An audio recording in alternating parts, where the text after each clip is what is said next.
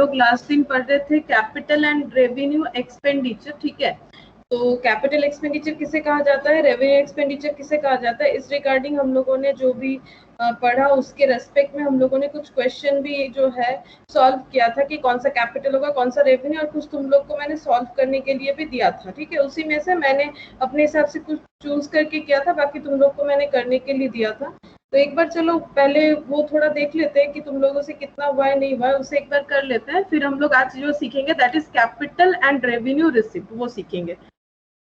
पहले एक बार होमवर्क जो है वो गो थ्रू कर लेते हैं। तुम लोगों ने अगर किया है तो टैली कर लो, और अगर नहीं किया है, करना तो चाहिए, और फिर भी अगर नहीं किया है तो अभी कर लो। तो देखो हम लोग कर रहे थे यहाँ से, ये वाला कर रहे थे।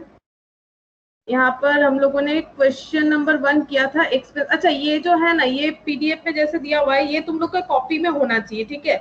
ये मैंने कट किया है इसीलिए ऐसा हो गया, तो तुम लोग इसे कॉपी में जरूर लिखना, क्योंकि ये एग्जाम्पल है। आज हम लोग इसके ऊपर लेंथी क्वेश्चन करेंगे, ये जस्ट तुम्हारा ग्रिप लाने के लिए किया हुआ है। तो तुम लोग ये जो जितना भी लिखा हुआ है, लास्ट दिन मैंने भी लिखवा के ही इसीलिए करवाया था, तुम लोग को ये सारा कॉपी में नोट डाउन कर लेना चाहिए। तो मुझे जस्ट तुम लोग बताओ कि कौन सा क्या होगा, हम बता दे रहे। जैसे क्वेश्चन नंबर 1 हम लोगों ने कर लिया था, मुझे जितना याद है कि expenses on foreign tour to purchase a machine. तुम लोग मुझे बताओ कौन सा करना था। Question number 2 cost of machine purchase, ये भी किया था हम लोगों ने। Insurance and freight on machinery purchase, तुम लोग कॉपी देखते जाओ। Custom duty on imported machine, ये भी किया था। Wages for erection of machine, installation charges, trial, cost of second hand machine, ये किया था। Repairs of second hand machine before put to use, ये भी किया था हम लोगों ने। हाँ, अब ये मुझे जितना याद है पॉइंट नंबर 10 हम लोग का होना चाहिए। पॉइंट नंबर 10, पॉइंट नंबर 10 में क्या बोला है देखो, interest on a term loan, एक लोन लिया गया है जिसपे इंटरेस्ट देना है for the purchase of machine. Machine purchase कर रहे हो, पैसा नहीं है, लोन लेके मशीन परचेस कर रहे हो, लोन लेने पे इंटरेस्ट देना पड़ेगा। द कॉमर्शियल प्रोडक्शन, मतलब जो मशीन खरीदे हो वो तो प्रोडक्शन करने के लिए खरीदे हो, तो जो कॉमर्शियल प्रोडक्शन है वो has not begun till the last day of the accounting year, ठीक है। वो अभी तक स्टार्ट नहीं हुआ है। जो तुम लोगों का मशीन से तुम लोग को प्रोडक्शन करना है, वो प्रोडक्शन अभी भी स्टार्ट नहीं हुआ है। तो क्या होगा, बताओ क्या होगा, क्या किए हो तुम लोग? ये नहीं हुआ है। नहीं हुआ, अच्छा। Good evening निबिट।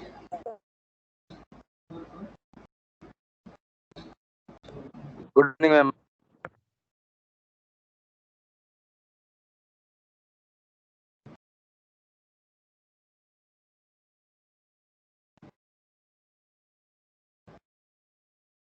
Hello hello.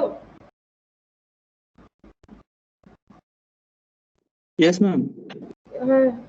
Hello Arijit, হ্যাঁ অরিজিৎকে বলছি, নতুন আরেকজন অরিজিৎ জয়েন করেছে। অরিজিৎ তোমাকে বলছি না, ঠিক আছে, আরেকজন আজকে আছে আমাদের, তার নামও অরিজিৎ। তো কি আমি তার সাথে কথা বলছি? হ্যালো, নিউ যে জয়েন করেছো অরিজিৎ দে, তুমি শুনতে পাচ্ছ তো আমার কথা? হ্যাঁ স্যার আমি শুনতে, হ্যাঁ ম্যাম আমি শুনতে পাচ্ছি। अच्छा अच्छा, ठीक है ठीक है ठीक है। बाकी सबको आवाज आ रहा है ना मेरा? Yes ma'am. ओके।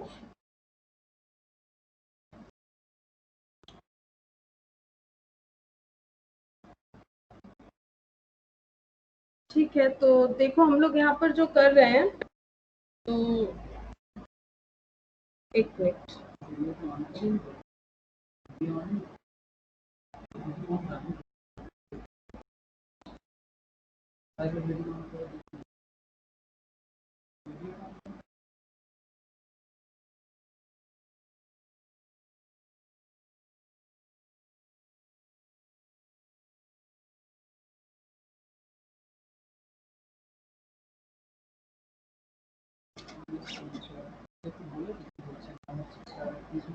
আচ্ছা অরিজিৎকে বলছি যে নিউ জয়েন করেছে। আমি কি বলে, আমার কথা তো তুমি শুনতেই পাচ্ছ, ঠিক আছে। আমি হিন্দিতে পড়াবো, ঠিক আছে। তুমি তোমার কোনো কোয়েরিজ থাকলে তুমি বাংলাতে আমাকে করতে পারো, নো প্রবলেম, ঠিক আছে।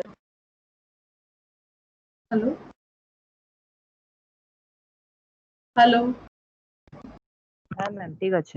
আচ্ছা আচ্ছা ঠিক আছে। তো আমরা যেটা পড়ছি অ্যাকচুয়ালি এই চ্যাপ্টারটা যেটা পড়ছি সেটা হচ্ছে ক্যাপিটাল এন্ড রেভিনিউ এক্সপেন্ডিচার, যেটা আমরা আগে মানে এটা সেকেন্ড ক্লাস চলছে।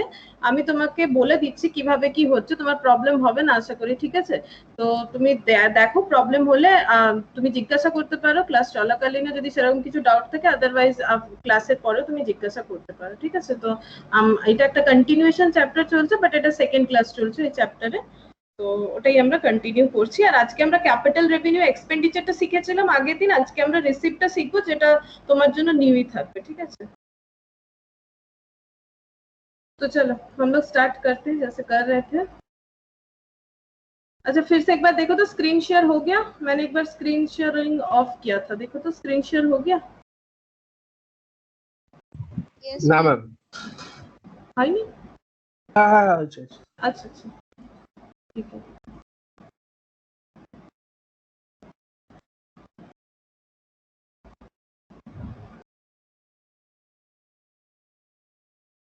अच्छा जैसे कि हम बता रहे थे, ये वाला जो पॉइंट था यहाँ पर, ये थोड़ा 2-4 पॉइंट बाकी है, वो डिस्कस करके हम लोग capital and revenue receipt start करेंगे। तो देखो बोल रहे हैं interest on a term loan, एक लोन लिया है हम लोगों ने for the purchase of machine, machine purchase करने के लिए। The commercial production has not begun till the last day of the accounting year. मतलब क्या हुआ है यहाँ पर, हम लोग को चूज क्या करना था, हम लोग को ये चूज करना था कि हमारा जो एक्सपेंडिचर यानी जो खर्चा है वो कैपिटल नेचर का है या फिर रेवेन्यू नेचर का है, जिसके लिए मैंने कुछ पॉइंट तुम लोग को याद करने के लिए बोला था। जो अगर हम लोग कुछ फिक्स्ड एसेट खरीद रहे हैं तो वो कैपिटल एक्सपेंडिचर होगा, और अगर हम लोग कुछ day to day business expense के लिए एक्सपेंस कर रहे हैं तो वो रेवेन्यू एक्सपेंडिचर होगा। और एक पॉइंट ये भी बताया था, अगर हम लोग ऐसा कुछ एक्सपेंस कर रहे हैं जो हमारे एसेट का प्रेजेंट कंडीशन को एनहांस करता है या फिर जिसका बेनिफिट हम लोगों को मोर देन 1 अकाउंटिंग ईयर मिलता है, तो वो कैपिटल एक्सपेंडिचर होता है। लेकिन अगर जो मोर देन 1 अकाउंटिंग ईयर नहीं होता है, जो इंड्योरेबल नेचर का नहीं होता है, एक ही साल के अंदर जिसे हम लोग कंज्यूम कर लेते हैं, वो रेवेन्यू एक्सपेंडिचर होता है, ठीक है? तो ये बहुत ही बेसिक सा चीज था कि कौन सा कैपिटल और कौन सा रेवेन्यू होता है। अब यहाँ पर देखो क्या दिया हुआ है, interest on a term loan, एक लोन लिया है हम लोगों ने, क्यों? क्योंकि मशीन खरीदना है। पहला पॉइंट ये है कि लोन लिया है हम लोगों ने क्योंकि मशीन खरीदना है, और जो प्रोडक्शन करना है उस मशीन से वो अभी भी स्टार्ट नहीं हुआ है और अकाउंटिंग ईयर हो गया है एंड। तो ये पूछा जा रहा है, तो ये इंटरेस्ट का जो खर्चा है ये कैपिटल होगा या रेवेन्यू होगा? जो नहीं हुआ है तुम लोग बोल रहे हो, ये होगा कैपिटल, क्योंकि जो हम लोगों ने जिस रीजन से लोन लिया है उस मतलब मशीन खरीदने के लिए, तो मशीन पुट टू यूज तो हुआ ही नहीं है। पुट टू यूज के सब पहले का सारा खर्चा क्या होता है? कैपिटल। मैंने लास्ट दिन क्लास में ये भी बताया था, पुट टू यूज के पहले मान लो एक मशीन खरीदे हो, उसे इंस्टॉल करने का खर्चा, उसे मतलब स्पेसिफिक प्लेस में लेके आने का खर्चा, इरेक्शन का खर्चा, ये जितना भी खर्चा होता है पुट टू यूज के पहले, यानी कोई भी एसेट को यूज करने के पहले उस पर जितना तरह का एक्सपेंस होगा, चाहे छोटे से छोटा 10 रुपए का भी अगर एक्सपेंस होगा तो वो कैपिटल नेचर का ही होगा, क्योंकि अभी भी हमारा मशीन जो है पुट टू यूज पे नहीं गया है। इसीलिए इंटरेस्ट ऑन टर्म लोन जो है वो यहाँ पर कैपिटल जो है कैपिटल नेचर का माना जाएगा। ठीक है, क्लियर है? अब जिन लोगों का नहीं हुआ था समझ में आया? ठीक है, पॉइंट नंबर 11 देखो, interest on a term loan for the purchase of machine. यहाँ भी सेम ही पॉइंट दिया है कि मशीन खरीदने के लिए हम लोगों ने लोन लिया है, उसका इंटरेस्ट भरना है। The commercial production has already begun, revenue होगा। अभी मैंने सिखाया कि मशीन यूज करने के बाद जो है तुम्हारा ये इंटरेस्ट तुम भरना स्टार्ट कर रहे हो, क्योंकि मशीन यूज करना स्टार्ट कर दियो, तो पुट टू यूज के बाद का एक्सपेंस है, तो इंटरेस्ट भरना नॉर्मली रेवेन्यू ही होता है। ऐसा नहीं कि आज इंटरेस्ट भरोगे इसका बेनिफिट तुम्हें 4-5 साल मिलेगा, ऐसा नहीं है। इस साल का इंटरेस्ट भरोगे बेनिफिट इसी साल को मिलेगा, मतलब इस साल का ही एक्सपेंस माना जाएगा। फिर नेक्स्ट ईयर के लिए फिर इंटरेस्ट भरना पड़ेगा अगर इंटरेस्ट पर एनम है तो, और अगर इंटरेस्ट पर एनम की जगह मंथली, ईयरली, मंथली या फिर हाफ ईयरली है तो उस तरह से पेमेंट करना पड़ेगा। 12th नंबर हम लोगों ने किया था, repairs of machine after the machine is put to use, amount spend for replacement of, ये भी किया था। Annual maintenance fees, money spend to reduce, हाँ ये वाला देखो, ये चीज money spend to reduce working expense, ये हम लोगों ने नहीं किया था। वर्किंग कैपिटल बोल के एक पॉइंट होता है, ठीक है, वर्किंग कैपिटल एक पॉइंट होता है। अच्छा, वर्क एक बार देखो, हाँ वो कैपिटल ही होगा। वर्किंग कैपिटल का मतलब क्या होता है एक बार जान लो। वर्किंग कैपिटल का मतलब होता है current asset minus current liability, ठीक है।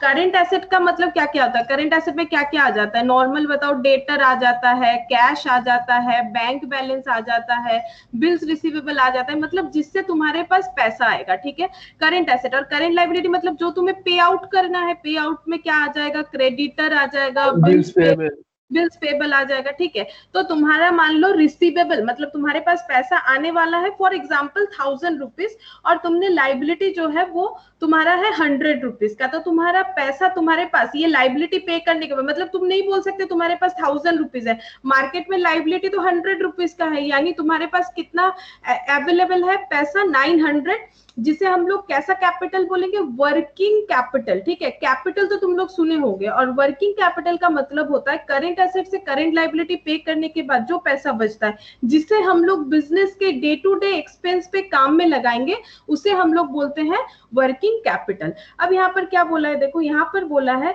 कि हम लोगों ने ऐसा एक एक्सपेंस किया है, ऐसा एक्सपेंस किया है कि हमारा वर्किंग कैपिटल ही कम हो गया है, मतलब बिजनेस में डे टू डे का जो खर्चा होता है वो कम हो गया है, हम लोगों ने ऐसा कुछ एक्सपेंस किया है। फॉर एग्जाम्पल पहले लेबर काम करते थे, अब मशीन से काम हो रहा है, तो इससे टाइम भी बच रहा है, और इससे क्या हो रहा है, हमारा एक्सपेंस भी कम हो रहा है, प्रोडक्शन ज्यादा हो रहा है। फॉर एग्जाम्पल मैंने ये मनी स्पेंड का एक एग्जाम्पल बताया, अगर ऐसा हो रहा है, इससे हमारा वर्किंग कैपिटल कम हो रहा है, तो ये बेनिफिट हम लोगों को एक साल के लिए नहीं देगा, ये बेनिफिट हम लोगों को मोर देन 1 ईयर मिलेगा, और इससे हमारे बेनिफिट जो है इंड्यूरेबल नेचर के हो रहे हैं, इसीलिए ये क्या हो जाएगा, कैपिटल एक्सपेंडिचर हो जाएगा।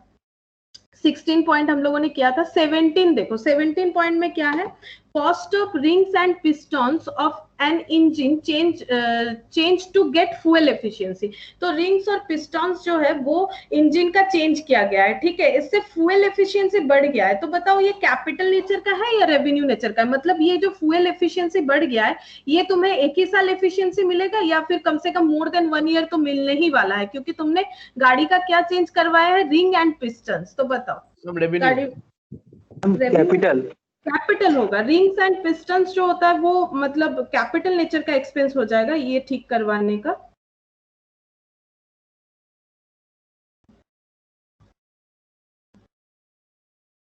ये हो जाएगा कैपिटल नेचर का। Cost of rings and pistons of an engine, engine तो मतलब गाड़ी का तो इंजन का ही मेन दाम होता है, इंजन मतलब मैक्सिमम प्राइस तो इंजन का ही लगता है। अब इंजन में रिंग्स पिस्टन्स जो होते हैं उसे मतलब कुछ भी उसका एफिशिएंसी बढ़ाने के लिए बहुत ही ज्यादा एक्सपेंस करना पड़ता है। तो cost of rings and piston of an engine change, पूरा चेंज ही करवा दिया हम लोगों ने। फ्यूल का एफिशिएंसी बढ़ गया, मतलब पेट्रोल जो है वो तुम्हारा ज्यादा टाइम अब तुम्हें माइलेज दे रहा है, तो इससे तुम्हारा बेनिफिट जो है वो इंड्यूरेबल नेचर का है, ठीक है, तो इसीलिए ये हो जाएगा कैपिटल। उसके बाद दिया हुआ है overhauling expense for the engine of a motor car to get better fuel efficiency. फिर से फ्यूल एफिशिएंसी बढ़ गया, तो तुम्हारा फ्यूल एफिशिएंसी बढ़ गया तो पेट्रोल, ये भी कैपिटल सेम उसी तरह का है। Legal expense to acquire a building, ये तो शायद किया था हम लोगों ने। अच्छा ये देखो, legal expense is suit claiming that firm's factory site belongs to plaintiff. इसका मतलब ये होता है, एक फैक्ट्री है जो एक साइट पे है, ठीक है, साइट मतलब जो प्लेन स्पेस होता है, ओपन स्पेस होता है, वहां पर फैक्ट्री है, लेकिन बोला जा रहा है जिस जमीन पे वो फैक्ट्री है, ठीक है, वो इलीगल है, और ऐसा बोल के किसी ने उस कंपनी के ऊपर एक लीगल एक्शन ले लिया है। कंपनी बोल रही है कि नहीं ऐसा कुछ बात नहीं है, हम भी लीगल एक्सपेंस कर रहे हैं, मैंने भी लॉयर अपॉइंट किया है, और मुझे पता है कि मेरा जो फैक्ट्री का प्लेस है वो एकदम लीगल है, इसीलिए हम अपने आप को डिफेंड करना चाहते हैं। मतलब वो भी डिफेंड करने के लिए क्या किया है, उसने भी क्लेम किया है और उसके लिए लीगल एक्सपेंस कर रहा है। मतलब दो पार्टी में लड़ाई हो रहा है, एक बोल रहा है कि नहीं ये तुम्हारा जमीन नहीं है, वो बोल रहा है नहीं ये मेरा ही जमीन है, और ये लेके एक कोर्ट में एक डिस्कशन चल रहा है, एक मतलब क्लेमिंग चल रहा है, क्लेम चल रहा है। वो एक पार्टी एक तरह का क्लेम कर रहा है, एक पार्टी एक तरह का क्लेम कर रहा है, तो इस वजह से कोर्ट में जाने के लिए तुम्हें थ्रू लॉयर जाना पड़ेगा। तो जो लीगल एक्सपेंस हो रहा है वो कैसा एक्सपेंस है, ये पूछा गया है, रेवेन्यू है या फिर कैपिटल है। जमीन तुम्हारा ही है, फैक्ट्री तुम्हारा है, तुम बस, तुम्हें कोई बोल रहा है कि नहीं ये तुम्हारा नहीं है, और तुम उसके लिए लड़ाई कर रहे हो, मतलब तुम उसके लिए क्या कर रहे हो, एक लीगल प्रोसीड्योर से जा रहे हो, तो क्या होगा ये वाला, कैपिटल। नहीं, एक बार फिर से सोचो, कैपिटल नहीं होगा तो तुम लोग को समझ में आ ही गया होगा, रेवेन्यू होगा। क्यों? देखो, मान लो तुम लोग अभी जिस घर पे हो, सबका अपना अपना घर है, ठीक है। अचानक से कोई आके बोल रहा है ये आप लोगों का घर नहीं है, ये मेरा प्रॉपर्टी है, ऐसा करके क्लेम कर रहा है। तो तुम बोल रहे नहीं ये तो मेरा प्रॉपर्टी है। अब दोनों कोर्ट में जा रहे हो, कोर्ट में जाके लड़ाई हो रहा है, ठीक है। अब तुम भी एक लॉयर ले लियो, वो भी एक लॉयर ले लिया, ठीक है। अब बताओ, तुम अगर जीत जाते, तुम या तो जीतोगे या तो हारोगे। अगर तुम सच बोल रहे हो तो तुम जीत ही जाओगे, ठीक है। मान लेते सच बोलने से जीत ही जाओगे, तो अगर सच बोल रहे हो तुम जीत गए, नहीं तुम्हारा ही प्रॉपर्टी है, तो इससे क्या तुम्हारे प्रॉपर्टी में कुछ एनहांस होगा? मतलब फिक्स कैपिटल नेचर का एक्सपेंस तो तभी होता है ना, या तो वो मोर देन 1 ईयर से तुम्हें ज्यादा बेनिफिट देना चाहिए, या तो फिर क्या होना चाहिए, या तो फिर इस वजह से तुम्हारा फिक्स्ड एसेट का नेचर जो है वो चेंज होना चाहिए। क्या इस वजह से तुम्हारे घर का पोजीशन या फिर घर पे कुछ भी बेनिफिट होगा? कुछ भी तो बेनिफिट नहीं होगा। तुम्हारा तो कैपिटल एसेट तो तुम्हारे पास एक्वर्ड ही है, बस उसे फिर से तुम मतलब क्या कर रहे हो, उसे फिर से ले रहे हो, एक्वर कर रहे हो, लेकिन वो पेमेंट थोड़ी कुछ कर रहे हो, वो तो तुम्हें कोई क्लेम कर रहा है, इसलिए तुम लीगल एक्शन ले रहे हो और उसके थ्रू से तुम्हारा प्रॉपर्टी तुम्हारा ही रहेगा। तुम बस एक लड़ाई जो है वो चल रहा है, ठीक है, एक क्लेमिंग का जो लड़ाई है वो चल रहा है। तो लॉयर को जितना भी तुम पेमेंट कर रहे हो हर मंथ, वो क्या है, क्या एक्सपेंस है? तो ये क्या एक्सपेंस होना चाहिए बताओ? रेवेन्यू होना चाहिए, ठीक है। इससे हमारा मतलब जो जमीन है, जो फैक्ट्री जिस जमीन पे है, वो उस पे कोई भी चेंजेस नहीं होने वाला, ठीक है। Amount spent on repainting of old building, ये तो हम लोगों ने किया है। Amount spent on annual repainting, ये भी क्या है। एक्सपेंस टू ऑब्टेन लाइसेंस, ये भी क्या है। Annual renewal fee of licence for next year, ये भी क्या है।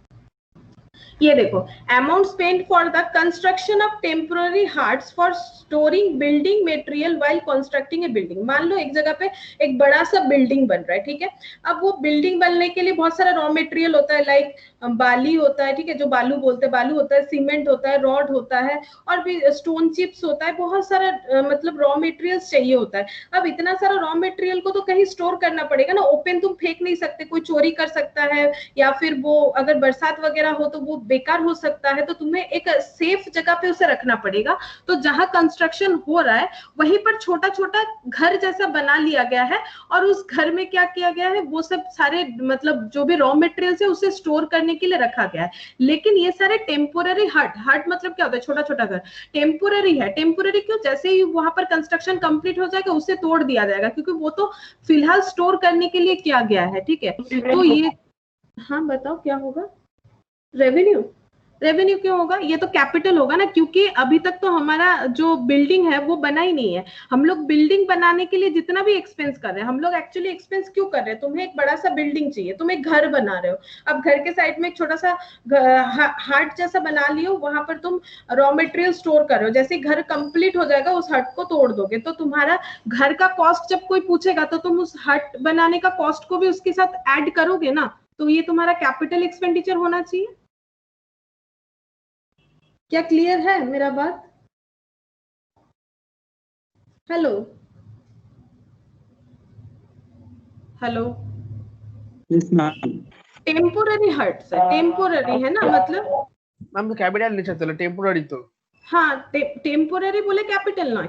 টেম্পোরারি নেচার মানে কি, এখন তুমি ছোট ছোট ঘর যেগুলো বানিয়েছো ওখানে র মেটেরিয়ালস গুলো রাখছো, কিন্তু তোমার কাল যখন ওই বিল্ডিংটা তৈরি হয়ে যাবে ওগুলো তো ভালো দেখাবে না, ওটা তোমার কাজেরও নয়, তুমি ওগুলোকে ভেঙে সরিয়ে দেবে, ঠিক আছে। তো এবার ভেঙে যখন সরিয়ে দেবে, কিন্তু তুমি যখন বিল্ডিংটা তৈরি করছো ওটা তো তোমার বিল্ডিং এর কস্টের সাথে অ্যাড হয়ে যাচ্ছে না, বিল্ডিং এর কস্টের সাথে অ্যাড হয়ে যাবে, সেই কারণে ওটা ক্যাপিটাল এক্সপেন্ডিচার। और ऐसे तुम लोग कभी खेत में कभी धान वान लगाए हो? अगर कभी धान वान लगाए हो तो देखना, जब धान के टाइम पे मतलब वो बीज वीज लगाया जाता है तो छोटा छोटा घर बनाया जाता है, वहीं पर सब रहते हैं। जब थोड़ा बहुत पौधा बड़ा हो जाता है ताकि गाय बकरी ये सब नहीं खा ले, तो छोटा सा एक घर जैसा बना लेते हैं और उसी में रहते हैं। मतलब जो भी लेबर लगाते हो तो लेबर, या फिर कोई अगर जो फार्मर है खुद करता है, फिर उसके बाद उस घर को डिमोलिस्ट कर देता है, ठीक है। तो वो उसका कॉस्टिंग भी आ जाता है ना, कि मैंने इतना सारा जो फार्मिंग किया उसमें मेरा ये कॉस्ट भी ऐड हो जाएगा, ठीक है। उसी तरह से है।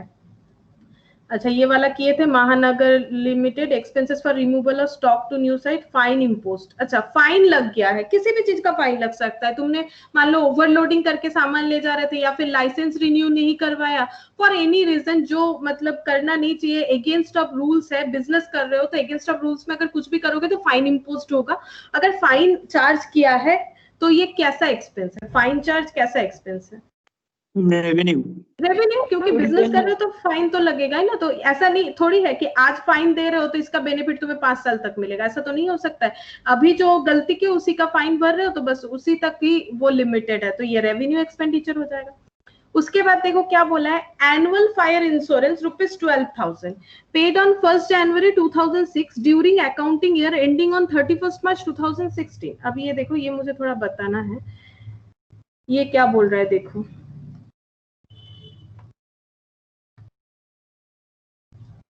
एनुअल फायर इंश्योरेंस बताया है, एनुअल मतलब पता है ना 12 मंथ्स होता है, 12 मंथ्स का फायर इंश्योरेंस बताया है, 12 मंथ्स का फायर इंश्योरेंस बताया है 12,000 जो पे किया गया है 1 जनवरी 2006 को, ठीक है। तो 1 जनवरी 2006, लेकिन ये बता रहे हैं एनुअल है, ठीक है। और अकाउंटिंग ईयर कब एंड हो रहा है, अकाउंटिंग ईयर एंड हो रहा है 31 मार्च 2006 को। तो कंसेप्ट समझो, एक अकाउंटिंग ईयर है जो चेंज होता है 31 मार्च 2006, तो मुझे बता सकते हो उसका स्टार्टिंग कब होता है? अगर मार्च एंड होता है, स्टार्टिंग बताओ प्लीज। 1 अप्रैल। 1 अप्रैल 2000 क्या होगा, ईयर बताओ। 2005। 5, ठीक है 2005। अब हम लोगों ने पे कब किया है, पे बोल रहे हैं 1/1/2006, तो 1/1/2006 इस बीच में आ जाएगा ना। अप्रैल मई जून जुलाई अगस्त सितंबर अक्टूबर नवंबर दिसंबर जन, सपोज यहाँ पर आ रहा है। अब यहाँ पर हम लोग जो पे कर रहे हैं, बोला जा रहा है कि ये जो है ये पूरे 1 साल का है, ठीक है। ये एनुअल इंश्योरेंस है, यहाँ पर हम लोगों ने पे किया है 12,000 जो कि पूरे साल का है। तो ये अगर पूरे साल का है तो ये इंश्योरेंस का ईयर कब स्टार्ट हुआ होगा? मतलब ये तो तुम्हारे बिजनेस का अकाउंटिंग ईयर है, लेकिन तुमने इंश्योरेंस कभी और लिया होगा, तभी तो 1 जनवरी को वो 1 ईयर को कंप्लीट कर रहा है। तो फिर बताओ इंश्योरेंस कब लिया होगा? 1 जनवरी 2005 में लिया होगा, तभी तो ये 1 जनवरी 2006 में 12,000 पर एनम हो रहा है। बात को समझो, यहाँ पर ये बोला जा रहा है, यहाँ पर 2 अकाउंटिंग ईयर का बात हो रहा है। एक तो बोल रहा है तुम्हारा business accounting year, business accounting year तुम्हारा 31 मार्च 2006 को एंड होता है, तो इसका मतलब ये स्टार्ट कब हो रहा है, ये ब्लू से मैंने कर दिया बिजनेस अकाउंटिंग ईयर, ठीक है। बिजनेस ईयर, ठीक है, तुम्हारा बिजनेस जो है वो ये ईयर मेंटेन कर रहा है।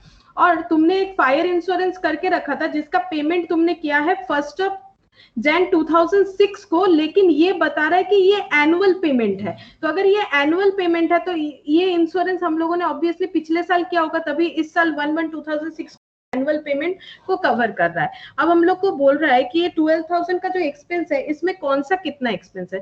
पहला बात तो ये है कि इस साल के एक्सपेंस में कितना आ रहा है, ये अगर पूरे 12 मंथ्स का है, 12,000 अगर पूरे 12 मंथ्स का है तो हर एक मंथ का इंश्योरेंस एक्सपेंस है 1000। और इस ईयर के अंदर ये कितना टाइम हो रहा है, ये 3 मंथ्स हो रहा है। अप्रैल, ठीक है, ये अप्रैल है, मई जून, ये कितना हो रहा है, अप्रैल मई जून जुलाई अगस्त सितंबर अक्टूबर नवंबर दिसंबर जन, कितना हो रहा है, अप्रैल मई जून जुलाई अगस्त सितंबर अक्टूबर नवंबर दिसंबर, 6 मंथ्स हो रहा है, ठीक है। ये हो रहा है 6 मंथ्स, ये हो रहा है 6 मंथ्स। और यहाँ पर कितना हो रहा है, अप्रैल, ये कितना हो रहा है, जैन फेब मार्च, ये हो रहा है 3 मंथ्स।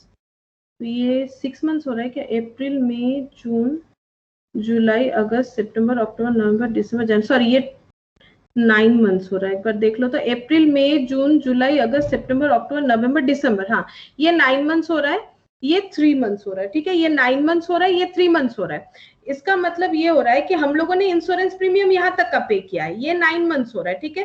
तो 9 मंथ्स मतलब यहाँ का कितना एक्सपेंस हो रहा है, 9,000, ठीक है। इस ईयर का कितना एक्सपेंस हो रहा है, 9,000 हो रहा है। और बाकी एक्सपेंस यहाँ पर होगा क्योंकि हम लोगों ने जो इंश्योरेंस प्रीमियम भरा है वो 1/1/2006 को 1 ईयर कंप्लीट कर रहा है।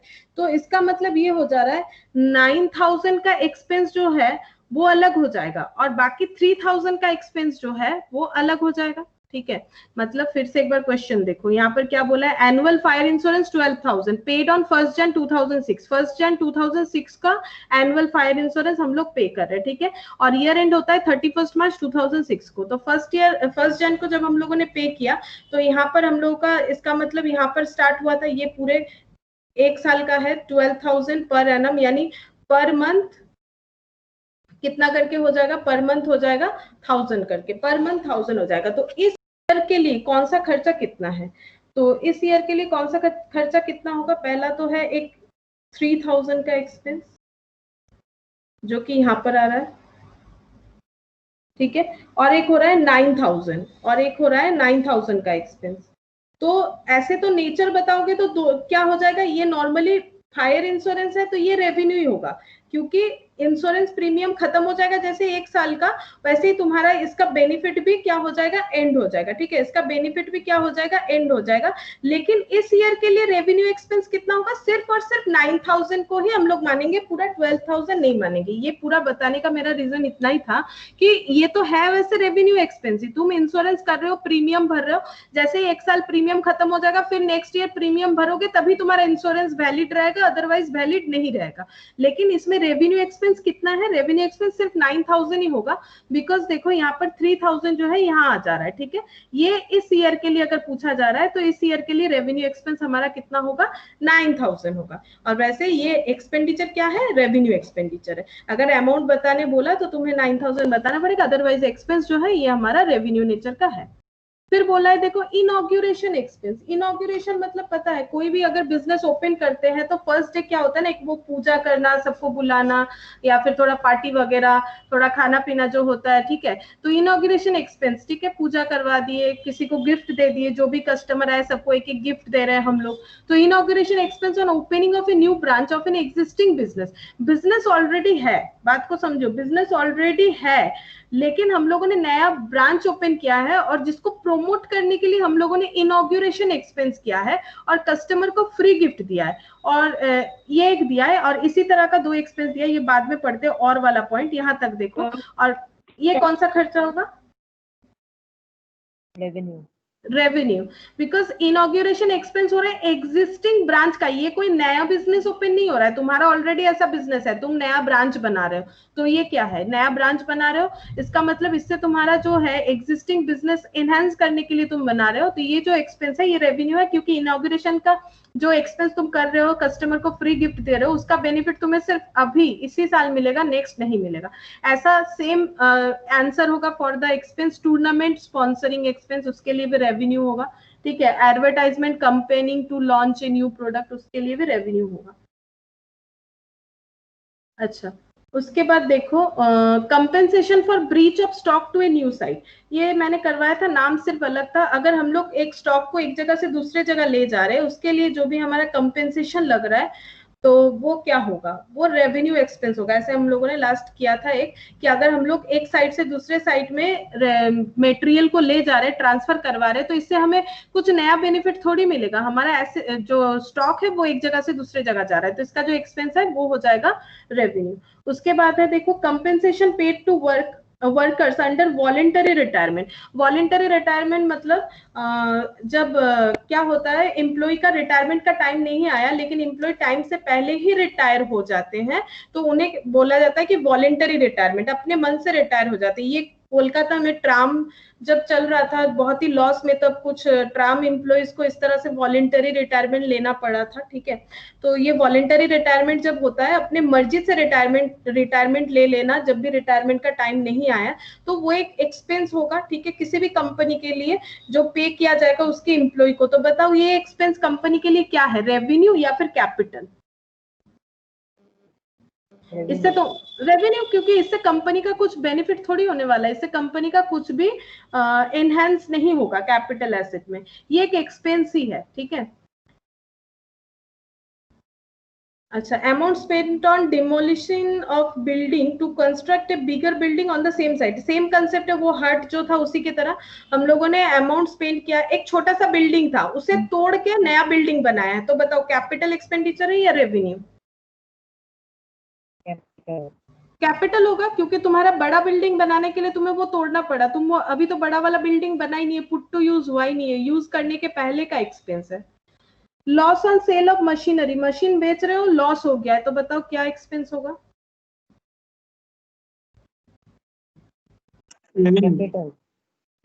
रेवेन्यू होगा, ठीक है। मशीन बेच के जो लॉस होगा वो रेवेन्यू लॉस होगा, ठीक है।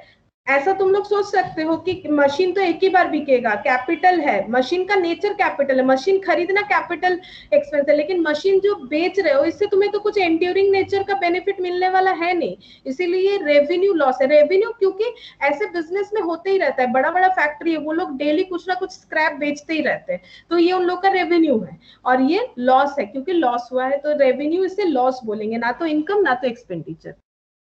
अच्छा, लीगल एक्सपेंस कर रहे हो to recover dues from customer, customer को कुछ बेचे हो, वो बदमाशी कर रहा है, पैसा नहीं दे रहा है, तुमने लीगल नोटिस दे दिया, ठीक है, लीगल नोटिस दे दिया, और लीगल नोटिस देके तुमने बोला कि पैसा दे दो, ठीक है, उससे बताया कि तुम अपना पैसा दे दो, नहीं तो हम लीगल नोटिस भेज रहे तुमको, लीगल एक्सपेंस कर दिया, तो बताओ ये कैसा एक्सपेंस है? रेवेन्यू। रेवेन्यू, क्योंकि कस्टमर से तुम पैसा मांग रहे हो, ठीक है, इससे तुम अगर तुम लीगल एक्सपेंस कर रहे हो, वो खुद से पैसा नहीं दे रहा, उसके पीछे भाग रहे हो, उसके पीछे नोटिस भेज रहे हो, तो इससे तुम्हारा पैसा दुगना थोड़ी हो जाएगा, उससे अगर 500 रुपया मिलना है तो 500 ही मिलेगा, वो थोड़ी ना ज्यादा देगा, तुम्हारा इससे कुछ बेनिफिट थोड़ी ना होगा, ये तुम्हारे बिजनेस का डे टू डे का एक एक्सपेंस है। ऐसे तो मतलब कस्टमर मिलते रहते हैं, ठीक है, सप्लायर भी बहुत सारे तरह टाइप के होते हैं, ये तो मतलब चलते चलते ये सब तो बिजनेस में नॉर्मल सा बात है।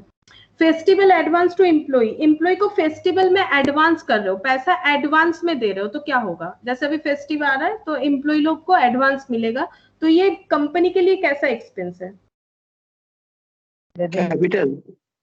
नहीं, कैपिटल तो नहीं होगा, ऐसा थोड़ी है कि इस बार दुर्गा पूजा में तुम पैसा एडवांस कर दोगे तो नेक्स्ट टाइम नहीं करना पड़ेगा, ये तो एक ही साल के अंदर इसका बेनिफिट खत्म हो जाएगा, सिर्फ इसी साल के लिए एप्लीकेबल होगा। पहला बात तो ये रेवेन्यू नेचर का है, लेकिन ये ना तो एक्सपेंडिचर है, ना तो मतलब इसे एक्सपेंडिचर नहीं बोलेंगे, इसे हम लोग बोलेंगे लोन्स एंड एडवांस में कैटेगरी में डाल सकते हैं, वैसे है तो रेवेन्यू एक्सपेंडिचर, ठीक है, लेकिन इसे और भी क्लियरली बोलोगे तो इसे हम लोग लोन एंड एडवांस के हेड में डाल सकते हैं। फिर देखो, advance to supplier of goods, ये भी उसी तरह से आएगा, एडवांस फॉर लोन, और वैसे है रेवेन्यू, सप्लायर से कुछ सामान ले रहे हो और उसे पहले से कुछ पैसा एडवांस दे दियो, तो क्या हुआ? इसका बेनिफिट तुम्हें थोड़ी ज्यादा टाइम तक मिलेगा, जितना पैसा दियो उतना सामान मिल जाएगा, ये तो 1 ईयर के अंदर इसका बेनिफिट खत्म हो जाएगा। अच्छा, cost of improvement in electric wiring system, ये बताओ क्या है? घर पे पुराना इलेक्ट्रिक वायरिंग सिस्टम चल रहा है, शॉर्ट हो जा रहा है, तुमने इलेक्ट्रिशियन बुलाया और पूरा दीवार से तार वार निकाल के एकदम अच्छा बनवा दिया, पूरा वायरिंग सिस्टम जो है चेंज करवा दिया, तो बताओ इससे ये कौन सा एक्सपेंस है, कैपिटल या फिर रेवेन्यू? कैपिटल। कैपिटल, क्योंकि जैसे तुमने, हाँ, अब जो डेली डेली शॉर्ट हो रहा था, जो भी एक्सपेंस हो रहा था, उसकी वजह से जो भी प्रॉब्लम फेस हो रहा था वो सब खत्म हो गया, तुम्हें एक इंड्यूरिंग नेचर का बेनिफिट मिलेगा, अभी करवा रहे हो, कम से कम 10-12 साल तक ये चलेगा। परचेस ऑफ पेटेंट राइट बता दिया था, purchase of goodwill completed, purchase of technical know how, purchase of livestock, ठीक है, purchase of livestock by a farmer, मतलब जो फार्मर है, मतलब वो जो नहीं होता है हेन वगैरह, हेन डक ये सब जो रखते हैं, ठीक है, और मुर्गी और ये सब जो होता है रखते हैं, इसका एग वगैरह बेचा जाता है या फिर मीट वगैरह जो बेचा जाता है, उसके लिए जो फार्मिंग होता है, ठीक है, तो ये क्या है? उन लोगों के लिए क्या है जो लोग ये सब लीव स्टॉक का फार्मिंग करते हैं? एक तो होता है पेड़ पौधा का फार्मिंग, एक होता है कैपिटल, ठीक है, वो उन लोगों के लिए क्या है? वो उन लोगों के लिए कैपिटल है, ठीक है। अच्छा, अब amount spent on neon sign board at airport, airport पे अगर कभी देखे हो तो वो जो बोर्ड होता है ना, जो दूर से दिखता है, ठीक है, ये गैस से लिखा जाता है, ठीक है, जो दूर से दिखता है, तो ये कैसा एक्सपेंस है? अगर नियॉन साइन बोर्ड से हम लोगों ने एयरपोर्ट पे कुछ लिखवाया है या फिर एयरपोर्ट अथॉरिटी ने कुछ लिखा है, तो ये कैसा एक्सपेंस है? कैपिटल होगा, क्योंकि इसका बेनिफिट मतलब मोर देन 1 ईयर मिलेगा ही मिलेगा, जो बोर्ड बना हुआ है वो बहुत दिन तक चलेगा, ये एंड्यूरिंग नेचर का है। अच्छा, import duty on purchase of material ये करवाया था, compensation and paid to employees who were retrenched, ठीक है, तो हम लोग कंपेंसेशन पे कर रहे हैं, रिट्रेंच जो लोग रिट्रेंच मतलब वही वॉलेंटरी जो रिटायरमेंट होता है वही है कंसेप्ट, तो ये रेवेन्यू होगा, इसका हम लोगों ने आगे भी किया, ये मैंने रिट्रेंच लिखा है बिकॉज ये जो है स्पेलिंग गलत था, RETRENCHED, ठीक है, retrenched, imported goods confiscated by custom authorities, मतलब कस्टम ऑथोरिटी ने सीज कर लिया है हमारा गुड्स, ठीक है, और इसके लिए हम लोगों को पे करना पड़ेगा। तो बताओ क्या होगा? मतलब हम लोगों ने कुछ रेवेन्यू होगा, ठीक है, ये रेवेन्यू एक्सपेंडिचर होगा, हम लोगों से कुछ गलती हुआ है इसलिए इम्पोर्टेड गुड्स जो आया था वो अथॉरिटी ने सीज कर लिया है, ठीक है। अब उसको निकलवाने के लिए जो एक्सपेंस होगा उसे हम लोग बोलेंगे रेवेन्यू। अच्छा, तो ये हम लोगों का लास्ट दिन का था। आज हम लोग ये वाला कैपिटल रिसिप्ट जो है वो पढ़ेंगे। देखो कैपिटल रिसिप्ट क्या होता है। आज हम लोग capital receipt and revenue receipt पढ़ेंगे। Capital receipt refer to those receipt which are not revenue in nature. एकदम इजी बोल दिया, यहाँ पर बोल रहे हैं कि कैपिटल रिसिप्ट तो भाई वही है जो रेवेन्यू रिसिप्ट नहीं है। अब बोल रहे हैं these are credited to the respective account of capital nature. क्यों बोल रहे हैं? क्योंकि तुम लोग मुझे बताओ बिल्डिंग परचेज का एंट्री क्या होता है? एंट्री बताओ, बचपन में सीखे हो, बिल्डिंग परचेज का एंट्री क्या होता है? Building account debited to cash. Building account debited to cash और बैंक, ठीक है। तो देखो वही हुआ ना, तुमने डेबिट किसे किया? बिल्डिंग अकाउंट को। तो ये बोल रहा है देखो अकाउंटिंग ट्रीटमेंट क्या है, these are credited to the respecting account of capital nature, ठीक है। ये क्या होगा, ये जो हम लोग एक्सपेंस कर रहे हैं, ये जो टू कैश या टू बैंक कर रहे हो, ये क्रेडिट हो गया, ठीक है। कौन से अकाउंट के रेस्पेक्ट में क्रेडिट हुआ? बिल्डिंग अकाउंट के रेस्पेक्ट में क्रेडिट हुआ, ठीक है, क्योंकि बिल्डिंग तुम्हारा कैपिटल एसेट है, ठीक है। तो अकाउंटिंग ट्रीटमेंट क्या होगा? These are credited to the respecting account of capital nature. अब जैसे एग्जांपल दिया है, sale of land and building by a person other than a dealer in real estate, इसका भी मैंने समझाया था। हम लोग क्या कर रहे हैं? बिल्डिंग सेल कर रहे हैं, लेकिन हम लोग क्या है? हम लोग रियल एस्टेट कंपनी है। अब बताओ रियल एस्टेट कंपनी का तो काम ही है बिल्डिंग को बेचो खरीदो, बेचो खरीदो, ठीक है। तो रियल एस्टेट कंपनी का तो काम ही है बिल्डिंग में डील करना। वो लोग बिल्डिंग सेल भी करता है, परचेस करते रहता है, फिर या फिर खुद बना के सेल करता है, कैसे भी कर सकता है। तो ये उन लोगों के लिए करंट एसेट है। तुम लोग को मैंने उस दिन भी बताया था, करंट एसेट फिक्स्ड एसेट दो टाइप का एसेट होता है। करंट एसेट मतलब वो जो हम लोग मेनली रीसेल के लिए खरीदते हैं। करंट एसेट का कुछ पॉइंट याद रखो, करंट एसेट हम लोग खरीदते ही हैं फॉर रीसेल या फिर फॉर कंजम्पशन। जैसे मान लो तुम मैन्युफैक्चरर हो तो रॉ मटेरियल खरीद के ला रहे हो, तो रॉ मटेरियल तो रीसेल नहीं करोगे, रॉ मटेरियल को क्या कर रहे हो? कंज्यूम कर रहे हो प्रोडक्ट बनाने के लिए। दैट इज तुम्हारा हो गया, इसे क्या बोलेंगे? करंट एसेट, ठीक है। लेकिन मान लो तुम अगर ट्रेडर हो तो तुम किसी से गुड्स खरीद के लेके आ रहे हो, पूरा प्रिपेयर्ड फिनिश्ड गुड्स, और उसे रीसेल कर रहे हो, तो करंट एसेट होता ही है फॉर रीसेल, ठीक है, रखने के लिए होता ही नहीं है, फॉर रीसेल होता है। और इसका बेनिफिट जो है हम लोगों को 1 ईयर के अंदर ही मिलता है, ठीक है। और जैसे फिक्स्ड एसेट हो गया, ये नॉट फॉर रीसेल। आज मशीन ला रहे हो, कल थोड़ी बेच दोगे। आज बिल्डिंग खरीद रहे हो, कल थोड़ी बेच दोगे, नहीं। ये हम लोग बिजनेस में इकोनॉमिक बेनिफिट लाने के लिए करते हैं कि बिल्डिंग एक बड़ा सा बना लिया, वहां मशीन फिक्स कर दिया, वहां से हम लोग प्रोडक्शन कर रहे हैं, तो ये हमें इकोनॉमिक बेनिफिट देगा। और ये मोर देन 1 ईयर के लिए होता है, इसीलिए ये फिक्स्ड एसेट होता है। तो यहाँ पर देखो, अगर कोई डील कर रहा है फिक्स्ड एसेट में, तो वो उसके लिए करंट एसेट हो जाएगा। जैसे मान लो मेरे लिए मेरा लैपटॉप फिक्स्ड एसेट है, लेकिन अब मैंने एक लैपटॉप का दुकान खोली और लैपटॉप मेरा काम, हम ऐसे थोड़ी सोचेंगे नहीं बाबा लैपटॉप रीसेल नहीं करना है। अभी मुझे क्या लगता है, मेरा ये लैपटॉप जितना दिन चले मेरे लिए उतना बेनिफिट है, मुझे इसे सेल करने के लिए लिया थोड़ी है, मुझे डेली डेली से चेंज ही नहीं करना है। लेकिन अगर मैंने लैपटॉप का दुकान ओपन किया है तो हम तो डेली चाहेंगे कि मेरा सारा लैपटॉप बिक जाए, ठीक है। तो हम डीलर है लैपटॉप के, तो नॉर्मली अभी मेरे लिए लैपटॉप इस कंडीशन में, क्योंकि हम टीचर हम पढ़ा रहे हैं, तो मेरा काम लैपटॉप सेल करना तो है नहीं, और मेरा कोई लैपटॉप का शॉप है भी नहीं, ठीक है। तो अगर मेरा लैपटॉप का शॉप होता और हम लैपटॉप सेल करने वाले होते, तो फिर मेरे लिए लैपटॉप मेरा क्या हो जाता? Current asset. लेकिन अभी इस कंडीशन में लैपटॉप मेरे लिए है फिक्स्ड एसेट, क्योंकि हम 1 साल से ज्यादा इसे यूज करेंगे, इसलिए लैपटॉप मेरे लिए फिक्स्ड एसेट है। हाँ, अगर तुम लोग ऐसे सोच रहे हो कि क्यों मैम कोई लैपटॉप चाहे तो 6-6 महीना में भी बदल सकता है, ठीक है। किसी के पास अगर पैसा है, कोई बोल रहा है कि नहीं हम 6 महीने यूज करेंगे, उससे ज्यादा नहीं, तो उसके लिए लैपटॉप उसका करंट एसेट हो गया। लेकिन ये ऐसे नहीं होता है नॉर्मली, ठीक है। तो ये सब चीज हम लोग क्या करते हैं, लॉन्ग टर्म बेनिफिट के लिए ही खरीदते हैं। और अगर लैपटॉप का तुम लोग को एग्जांपल ठीक नहीं लगता है तो बिल्डिंग ले लो, ठीक है। तुम एक फ्लैट खरीद रहे हो तो उसे सेल थोड़ी करने के लिए खरीद रहे हो, फ्लैट खरीद रहे हो रहने के लिए खरीद रहे हो, उससे बेनिफिट लोगे कम से कम 10 साल 12 साल, ठीक है। फिर नहीं पसंद आता है फिर खरीद सकते हो अगर तुम लोग के पास कैपेसिटी है तो। लेकिन नॉर्मली जो रियल एस्टेट डीलर होते हैं वो तो डेली चाहेंगे उनका डेली एक एक फ्लैट बिक जाए, ठीक है, ऐसा। तो sale of land and building by a person other than a dealer, dealer को छोड़ के, ठीक है, dealer in real estate, real estate के डीलर को छोड़ के कभी भी अगर हम लोग लैंड एंड बिल्डिंग सेल कर रहे हैं तो हम लोग बोलेंगे जो पैसा उससे आ रहा है वो कैपिटल नेचर का है, तो इसीलिए कैपिटल रिसिप्ट।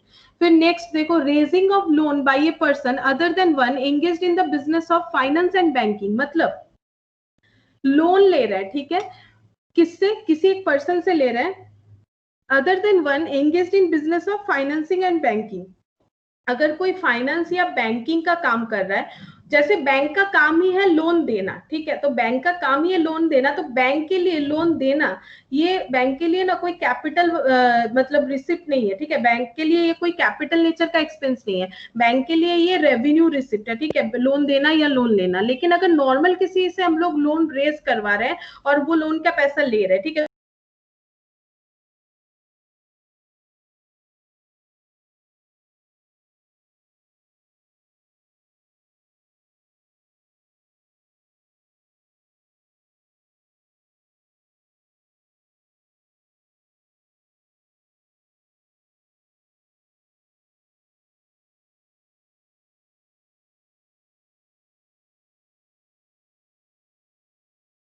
मैम साउंड नहीं आ रहा है।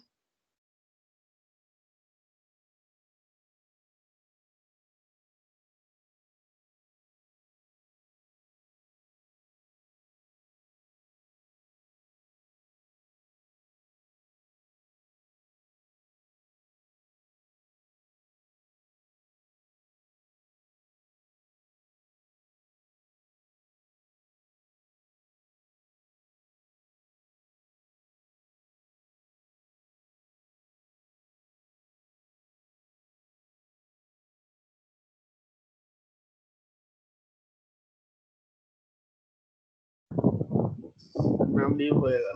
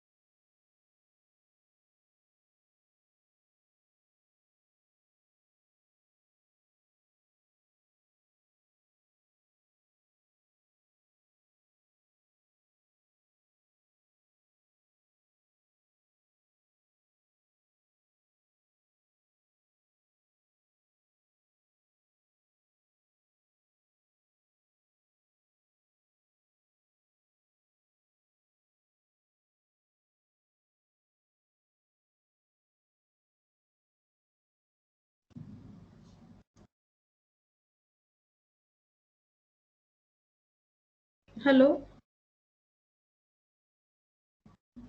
Yes ma'am. अच्छा ठीक है, आवाज आ रहा है ना? हाँ मैम। अच्छा, एक मिनट।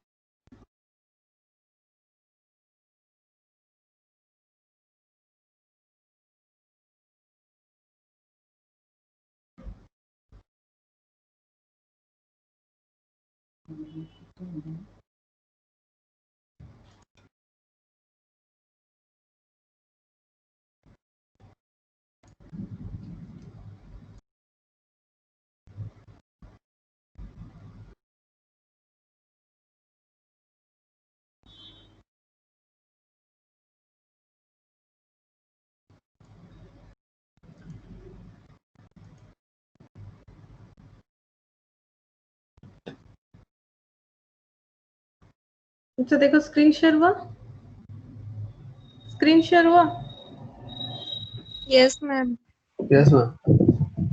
अच्छा, तो जो हम बता रहे थे देखो कि कैपिटल एंड रेवेन्यू रिसिप्ट हम लोग कर रहे थे।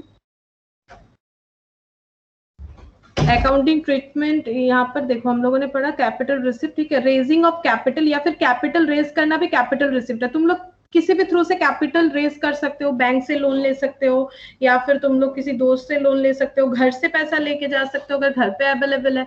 तो कैपिटल रेज कर रहे हो बिजनेस में, तो जो पैसा आ रहा है कैपिटल रेज करने में बिजनेस में जो पैसा आ रहा है उसे हम लोग कैपिटल रिसिप्ट बोलेंगे।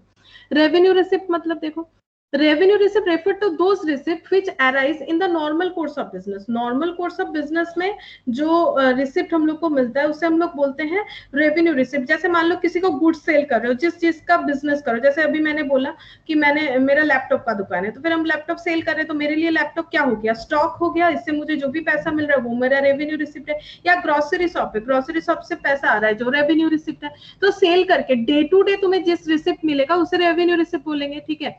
और ये देखो जितना भी तुम लोग trading and profit and loss account में लिखते हो वो सारा रेवेन्यू रिसिप्ट है। जैसे commission receipt, interest receipt, sale करके जो पैसा आ रहा है, ठीक है, डिस्काउंट रिसिप्ट, ये सारा क्या होता है, रेवेन्यू रिसिप्ट है।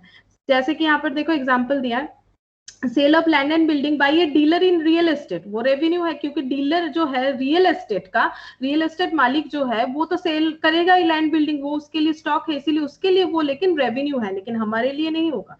Raising of loan by a person engaged in business of finance, किसी का काम ही है लोन देना, ठीक है। अगर किसी का काम ही है लोन देना, जैसे बैंक का काम है, ठीक है, बैंकिंग लिख ही दिया है, ठीक है, तो जो लोन देना है जिस लोगों का काम है उन लोगों के लिए लोन देना क्या हो जाएगा, रेजिंग लोन। जो वो पर्सन अगर लोन रेज कर रहे जिनका काम ही है लोन देना, तो वो हो जाएगा रेवेन्यू रिसिप्ट उनके लिए।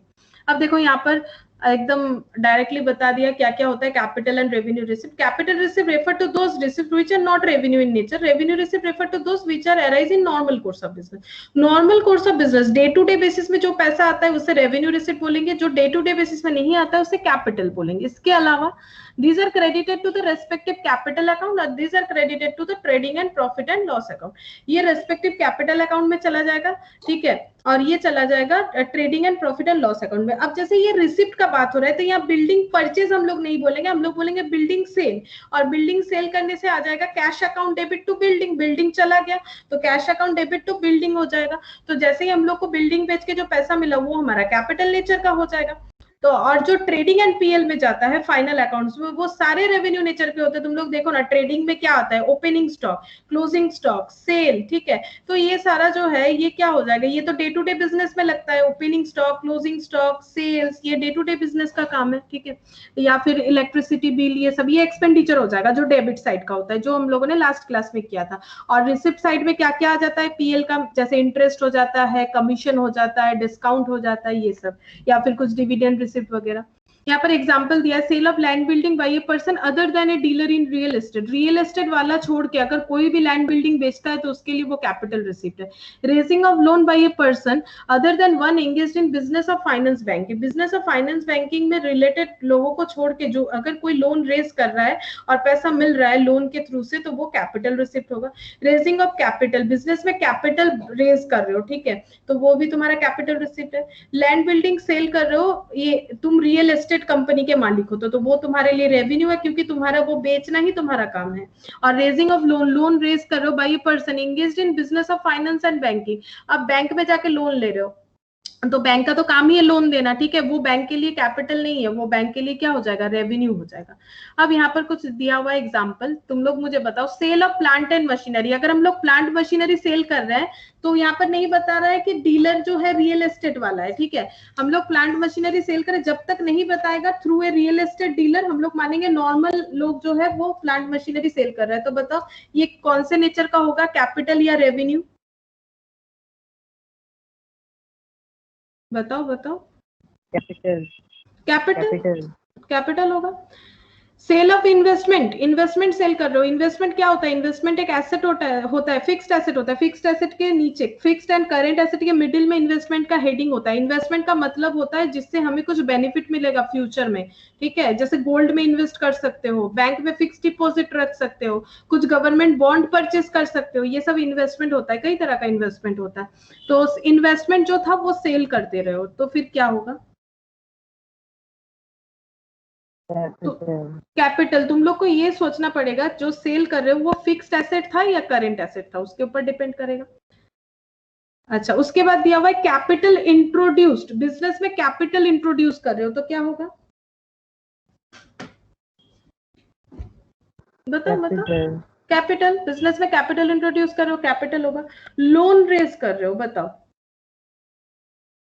ये भी तो कैपिटल रेज की तरह ही हो रहा है ना, मतलब लोन ले रहे हो बिजनेस में, तुम्हारे खुद का पैसा नहीं है, खुद का पैसा कैपिटल, दूसरों से लिया हुआ पैसा लोन, तो बताओ रेवेन्यू।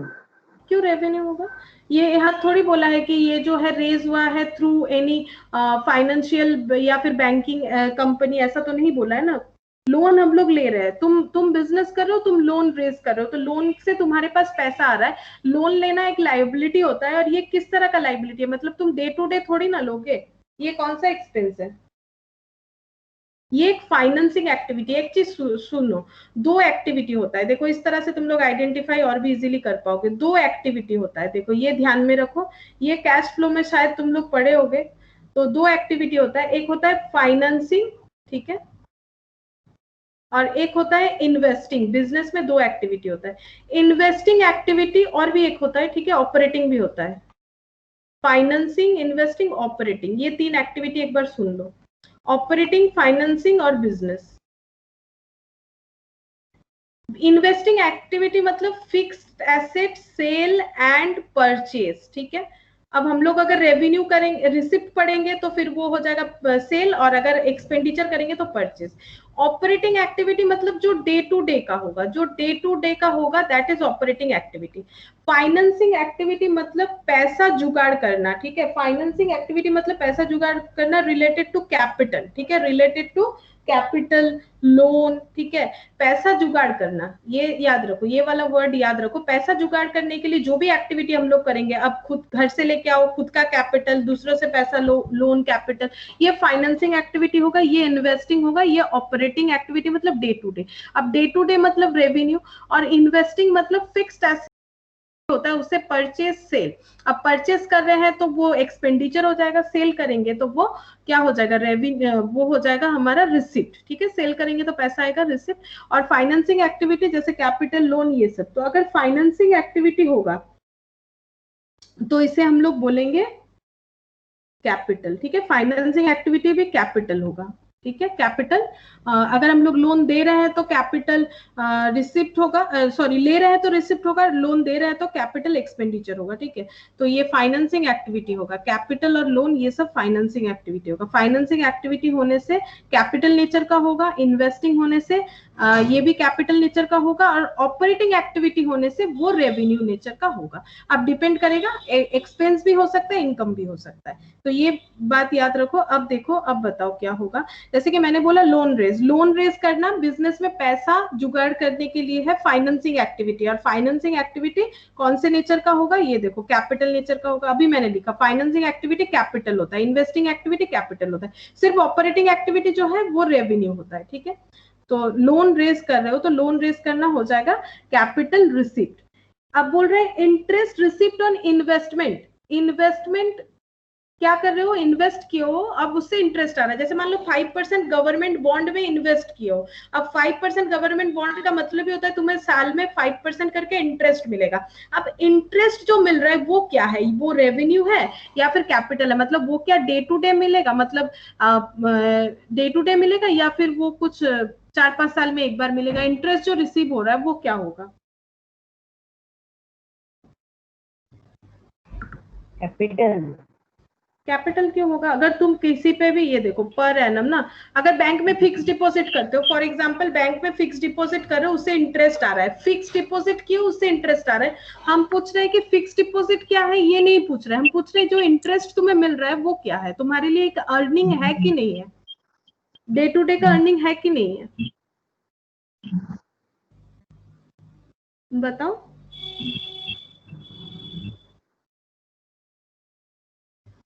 हेलो, रेवेन्यू होगा। इंटरेस्ट एक्रूड ऑन इन्वेस्टमेंट, मतलब इंटरेस्ट जो है वो एक्रू मतलब ड्यू हुआ है, इन्वेस्टमेंट जो है उस पे इंटरेस्ट तुम्हारा ड्यू हुआ है। तो इंटरेस्ट अगर ड्यू हुआ है, एक ही बात है, इंटरेस्ट रिसिप्ट हुआ या फिर ड्यू। रिसिप्ट मतलब पैसा मिल गया, ड्यू मतलब पैसा मिलने वाला है, तो ये भी इसका नेचर, पैसा मिलेगा वो रेवेन्यू है। कैश रिसिप्ट फ्रॉम डेटर, ये तो बहुत ईजी है, बताओ। डेटर से पैसा मिलेगा, कस्टमर से पैसा मिलेगा, बताओ। कैपिटल। कैपिटल। कैपिटल, कस्टमर से पैसा मिलेगा ना, कस्टमर करंट एसेट होता है, डेटर करंट एसेट होता है ना, फिक्स्ड एसेट थोड़ी होता है। कस्टमर से पैसा मिलेगा, वो कैपिटल कैसे हो सकता है, कस्टमर से पैसा मिलेगा वो रेवेन्यू है, वो तुम्हारा डे टू डे है ना। तुम थोड़ी ना चाहोगे कि आज तुम किसी को डेटर बना लिए, मान लो मुझे डेटर बना लिए, मतलब मैंने तुमसे क्रेडिट में कुछ परचेस किया और हम बोल रहे हैं हम 10 साल बाद उसका पैसा देंगे, तुम लोग थोड़ी मानोगे, ऐसा थोड़ी होता है। डेटर तो उसी साल का तुम उसी साल रिकवर करना चाहोगे, अगर नहीं होगा तो बैड डेट बोल के रिकॉर्ड करना पड़ता है, ठीक है।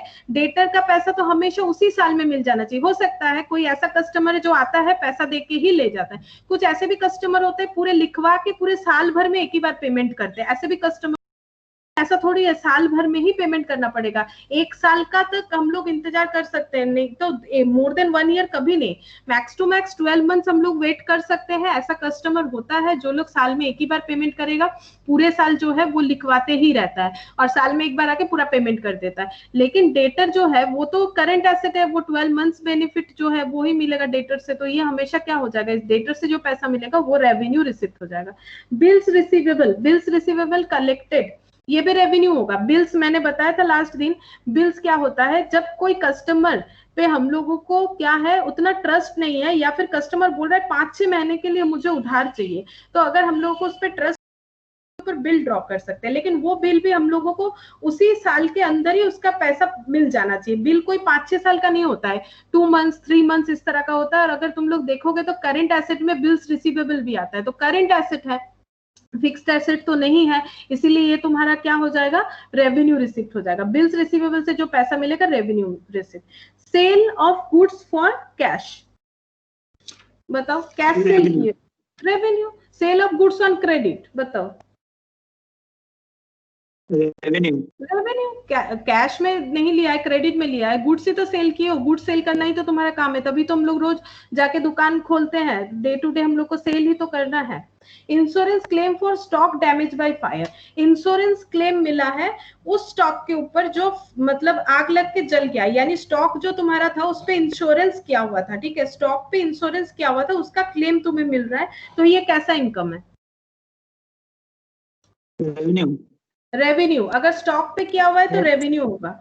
और नीचे देखो समझ जाओगे, ये देखो insurance claim for machine damage by fire, ये क्या हो जाएगा?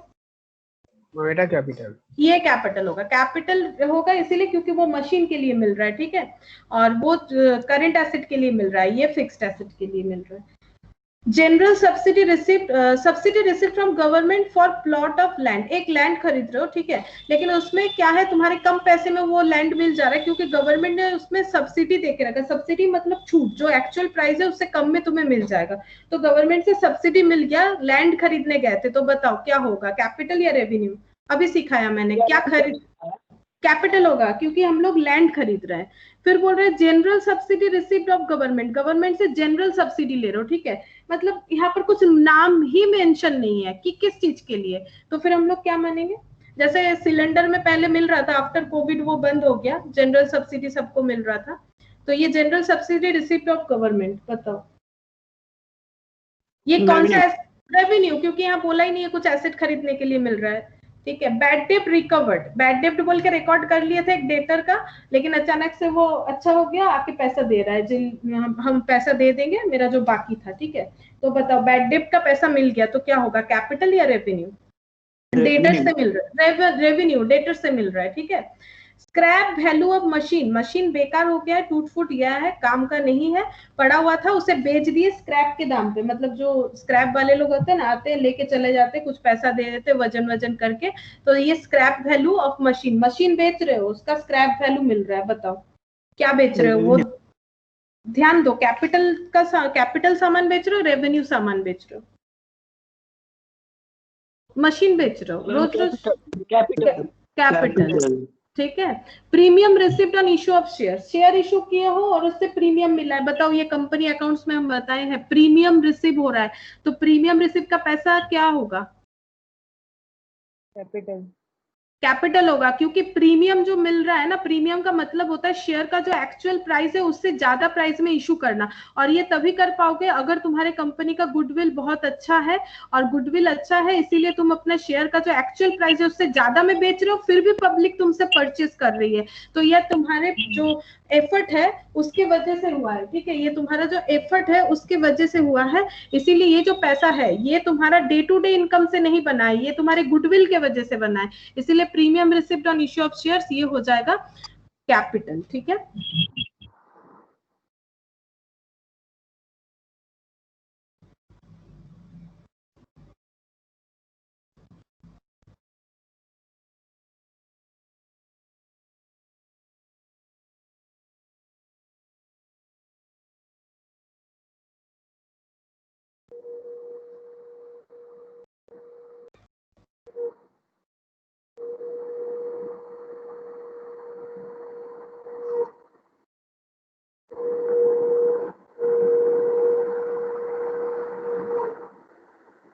अच्छा, अब हम लोग इलस्ट्रेशन 3 देखेंगे। देखो बोल रहा है कि गुड पिक्चर्स लिमिटेड कंस्ट्रक्ट से सिनेमा हाउस, ठीक है, गुड्स पिक्चर लिमिटेड बोल के कंपनी है, वो लोग एक सिनेमा हाउस बना रहे हैं, and incurs the following expenditure during the first year ending 31 मार्च 2016, और कुछ एक्सपेंस किया है उन लोगों ने, ठीक है, तो बोल रहा है कि point out how you would classify the above items, हम लोग को अबव आइटम क्लासिफाई करने बोला है, मतलब अलग अलग बताना है कि क्या हो रहा है। फर्स्ट देखो इन लोगों ने क्या एक्सपेंस किया है, second hand furniture worth 9,000 was purchased, repainting of the furniture cost 1,000, the furniture was installed by own workmen, wages for this being 200।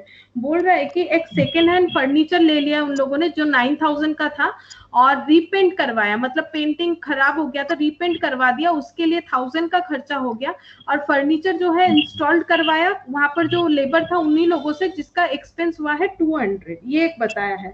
तो बताओ ये खर्चा क्या हो रहा है, ये जो एक्सपेंस है ये क्या एक्सपेंस हो रहा है फर्नीचर का? कैपिटल। कैपिटल कितना होगा टोटल बताओ? 1,200। नहीं 1,200, 10,200, 9,000 प्लस 1,000 प्लस 200 टोटल होगा ना, पर फर्नीचर परचेस करो उसका एक्सपेंस 9000 है, तो वो तो परचेस प्राइस है।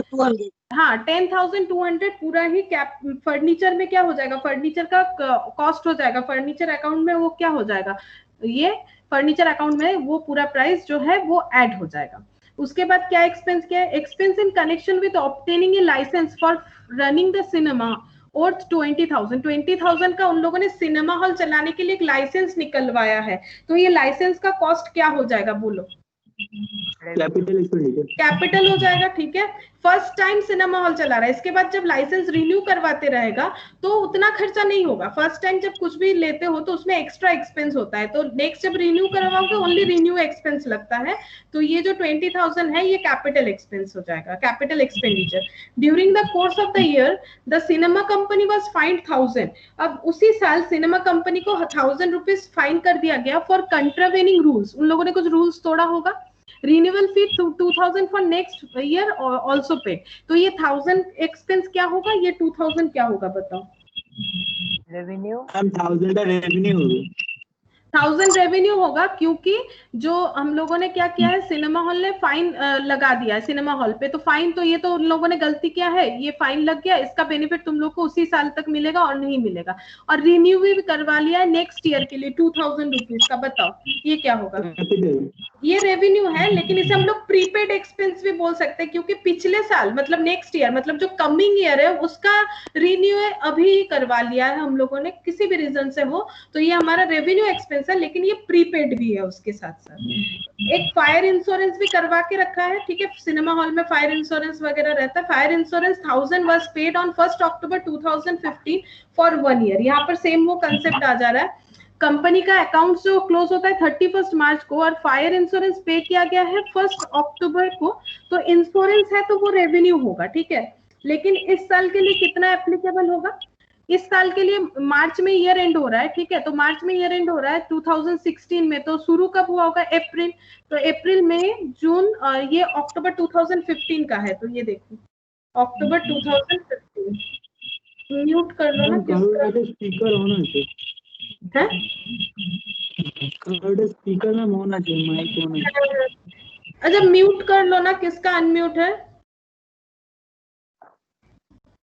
म्यूट कर लो प्लीज, किसका अनम्यूट है, नहीं तो सुनना ही नहीं दे रहा है।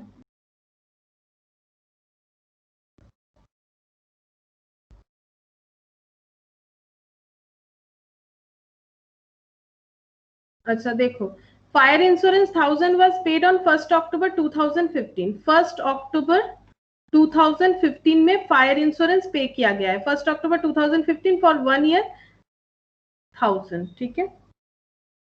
1 अक्टूबर ये खत्म हो रहा है 31 मार्च 2016, ये ईयर एंड हो रहा है 31 मार्च 2016 को, और यहां से यहां तक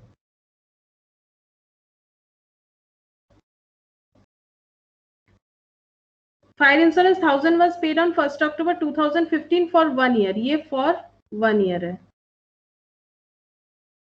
तो ये अक्टूबर नवंबर दिसंबर, अक्टूबर नवंबर दिसंबर जैन फेब मार्च, ये 5 मंथ्स हो गया, और यहाँ पर हो जाएगा 1 अप्रैल से अप्रैल मई जून जुलाई अगस्त सितंबर, ये 6 मंथ्स हो गया, ठीक है। तो यहाँ पर 6 मंथ्स और यहाँ पर हो गया 5 मंथ्स, ठीक है। अब कुछ प्रीपेड हो जाएगा और कुछ हो जाएगा मतलब नॉर्मल एक्सपेंडिचर आ जाएगा, ठीक है। 1 अक्टूबर 2015 फॉर 1 ईयर, 1 अक्टूबर 2015 में ये पे किया गया है, तो यहाँ का जो पोर्शन है ये हो जाएगा नॉर्मल एक्सपेंडिचर आ जाएगा, ठीक है, उसी ईयर का हो जाएगा। लेकिन यहाँ पर हम लोग को उस हिसाब से तो बोला नहीं, बोला है कि 1 ईयर का 1000 हुआ है, फायर इंश्योरेंस हो जाएगा रेवेन्यू एक्सपेंस, ठीक है। उसके बाद बोला है temporary huts were constructed costing 1200, temporary huts जो है वो बनाया गया है कॉस्टिंग 1200 का है, they were necessary for construction of the cinema hall बना रहे हैं, तो उसके लिए कुछ टेम्पोररी हट बनाया गया है, मान लो उसमें लेबर वगैरह रह रहे हैं, कुछ रॉ मटेरियल्स रह रहा है, उसके बाद ये डिमोलिश कर दिया जाएगा, मतलब इससे ये कैपिटल हो जाएगा, क्योंकि सिनेमा हॉल बना नहीं उसके पहले ये सारा खर्चा है। अब ऐसा क्वेश्चन रहेगा तो तुम लोग को लिखना कैसे है, ऐसा क्वेश्चन रहेगा तो तुम लोग को ये लिखना है, जैसे ये वाला है, तुम लोग को लिखना पड़ेगा कि टोटल कॉस्ट ऑफ फर्नीचर हो जाता है 10,200, ठीक है, और ये पूरा ही कैपिटलाइज्ड होगा क्योंकि ये furniture before put to use के पहले हम लोगों ने ये सारा एक्सपेंस किया है। उसके बाद लाइसेंस एक्सपेंस, ये भी कैपिटल होगा क्योंकि ये कैपिटलाइज्ड इसलिए होगा क्योंकि फर्स्ट टाइम हम लोग लाइसेंस करवा रहे हैं। इस तरह से अपने मतलब अपने लैंग्वेज में तुम लोग को इसे लिखना है क्यों कौन सा कैपिटल है, क्यों कौन सा रेवेन्यू है। अच्छा, उसके बाद देखो point number 4, overhauling expenses of 25,000 for the engine of a motor car to get better fuel efficiency. अभी हम लोगों ने किया भी था। ओवरहॉलिंग एक्सपेंसेस मतलब फिर मतलब रिपेयर, ठीक है, एक रिपेयर ही होता है ओवरहॉलिंग एक्सपेंस। रिपेयर करवाया 25,000 इंजन को, एक मोटर कार का इंजन है जिसे हम लोगों ने ओवरऑल एक्सपेंस करवाया यानी रिपेयर करवाया, लेकिन इससे बेटर फ्यूल एफिशिएंसी मिल गया हम लोगों को, यानी फ्यूल एफिशिएंसी अगर बेटर मिला इसका बेनिफिट हम लोगों को मोर देन 1 ईयर मिलेगा, इसीलिए ये कैपिटल नेचर का एक्सपेंडिचर होगा। इनॉग्रेशन एक्सपेंस ऐसा हम लोगों ने पहले भी किया। इनॉग्रेशन एक्सपेंस 25 लाख का है, incurred on the opening of a new manufacturing unit in an existing business. तो ये कौन सा हो जाएगा, ये रेवेन्यू होगा। हम लोगों ने किया था कि अगर एग्जिस्टिंग बिजनेस है उसका एक ब्रांच ओपन हो रहा है और उसको इनॉग्रेशन करवा रहे हो न्यू यूनिट जो है एग्जिस्टिंग बिजनेस का, तो ये हो जाएगा रेवेन्यू, क्योंकि इस इनॉग्रेशन एक्सपेंस का बेनिफिट तुम लोगों को सिर्फ उसी अकाउंटिंग ईयर में मिलेगा, उसके बाद नहीं मिलेगा। फिर बोल रहा है compensation of 2.5 crore paid to worker who opted for voluntary retirement. Voluntary retirement ले रहे हैं वर्कर लोग और उन लोगों को कंपेंसेशन के हिसाब से 2.5 करोड़ देना पड़ रहा है, तो ये भी रेवेन्यू एक्सपेंडिचर होगा क्योंकि इसका जो बेनिफिट है ये सिर्फ उसी साल तक लिमिटेड रहेगा।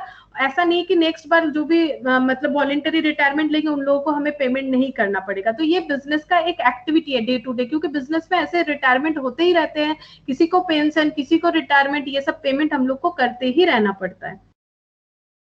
फिर क्वेश्चन नंबर 5, यहाँ पर तुम लोग को सिर्फ बताना है कौन सा कैपिटल है और कौन सा रेवेन्यू है। देखो फर्स्ट जैसे 10,000 spent as travelling expense of the director on trips abroad for purchase of a capital asset. एक कैपिटल एसेट खरीदने के लिए अब्रॉड गए थे। कौन गया था, डायरेक्टर गया था कंपनी का, और डायरेक्टर का ट्रैवल करने का जो भी एक्सपेंस है वो कंपनी ने दिया था। तो ये एसेट खरीदने के पहले का एक्सपेंस है, पुट टू यूज के पहले का एक्सपेंस है, जो ये सारा बात याद रखो। कैपिटल ये डेप्रिसिएशन में भी काम आएगा, ठीक है, ये फाइनल अकाउंट्स में भी काम आएगा, ये सारा कंसेप्ट, ठीक है, ये सब बेसिक कंसेप्ट है, ये पता होना चाहिए। तो ये क्या हो जाएगा, कैपिटल होगा, क्योंकि हम लोगों ने एसेट खरीदा ही नहीं है, उसके पहले एक्सपेंस कर रहे हैं। पुट टू यूज के पहले ऑल एक्सपेंसेस कैपिटल एक्सपेंडिचर होगा। Amount received from trade receivable, trade receivable मतलब डेटर होता है, अभी डेटर का नाम चेंज होकर ट्रेड रिसीवेबल हो गया। ड्यूरिंग द ईयर, एक उसी साल तुम लोग डेटर से पैसा कलेक्ट किए हो, तो कौन सा मतलब रिसिप्ट होगा, एक्सपेंस तो नहीं है, रिसिप्ट, रेवेन्यू रिसिप्ट होगा। Amount spent on demolition of building to construct a bigger building on the same site. ये क्वेश्चन पहले भी हम लोगों ने किया था।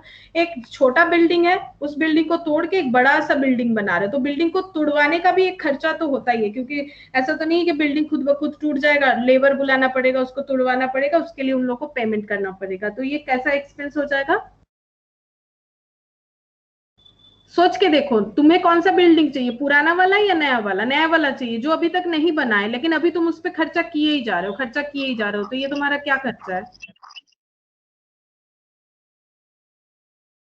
बताओ। Capital. Insurance claim received on account of A machinery damaged by fire. Insurance claim receive कर रहे हो ऑन अकाउंट ऑफ मशीन, किस पे कर रहे हो वो ध्यान में दो, मतलब करंट एसेट पे या फिर कैपिटल एसेट पे। कैपिटल एसेट है, ठीक है, फिक्स्ड एसेट है, कैपिटल नहीं, इसे फिक्स्ड एसेट बोलते हैं, सॉरी। फिक्स्ड एसेट पे हम लोगों ने इंश्योरेंस करवा के रखा था, जो कि मशीन था वो डैमेज हो गया बाय फायर, यानी आग लग गया था, तो फिर इंश्योरेंस मिला है, कैपिटल रिसिप्ट होगा, ठीक है। फिक्स्ड एसेट पे मिलेगा तो कैपिटल रिसिप्ट होगा। फिर next, messrs ABC and company run a restaurant, ये लोग रेस्टोरेंट चलाते हैं। They renovate some of the old cabins, पुराना जो केबिन है उसे रेनोवेट करवा दिया उन लोगों ने। Because of this renovation some space was made free and number of cabins was increase from 10 to 13।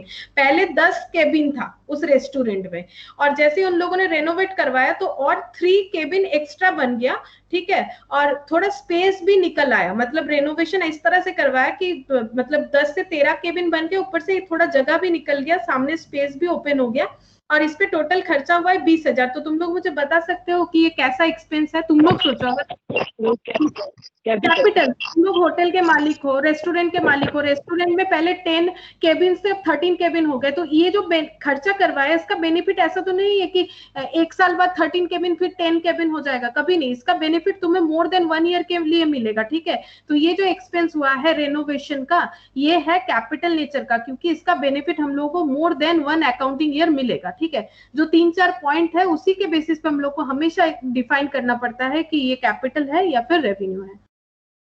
फिर बोल रहे हैं Messrs New Delhi financing company sold certain goods on instalment payment basis. Messrs New Delhi financing company है, ठीक है। फाइनेंसिंग कंपनी का काम ही होता है लोगों को पैसा देना।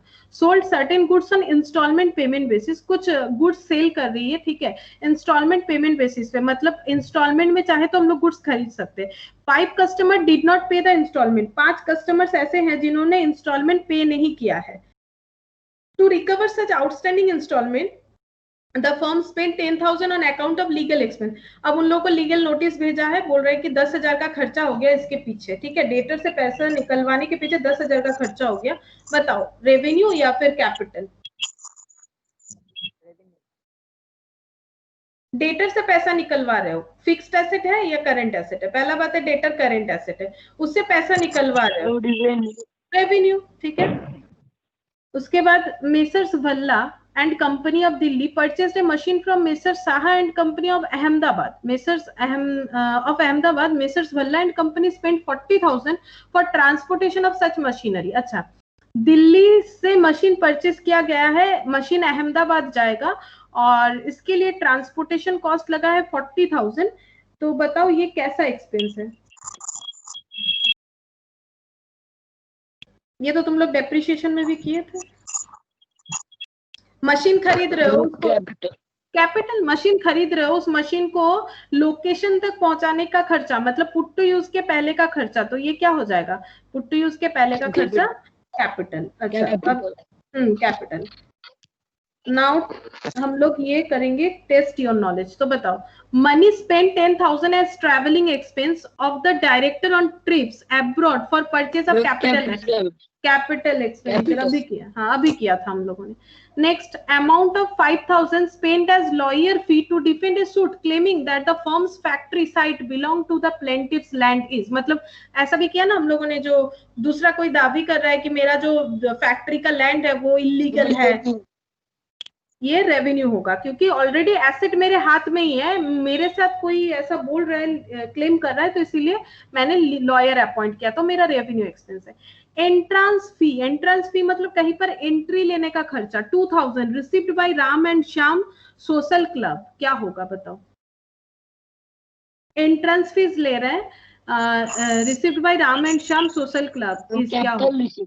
कैपिटल होगा। नॉर्मली एंट्रेंस फीस कैपिटल होता है, लेकिन अगर एंट्रेंस फीस मतलब वन टाइम ही माना जाता है, लेकिन जब तुम लोग एनपीओ करोगे ना, नॉन प्रॉफिट ऑर्गेनाइजेशन, तो वहां पर ऐसा बोला रहेगा कि एंट्रेंस फीस रेवेन्यू भी हो सकता है, वो मेंशन कर देगा। अगर मेंशन करेगा तभी रेवेन्यू, अदरवाइज हमेशा एंट्रेंस फीस जो होता है वो कैपिटल होता है। सब्सिडी मतलब छूट। Subsidy of 40,000 received from the government for working capital by a manufacturing concern. Subsidy मिला है गवर्नमेंट से for working capital. Working capital अभी बताया था मैंने, current asset minus current liability. Day to day में जो कैपिटल काम आता है उसे वर्किंग कैपिटल बोलते हैं।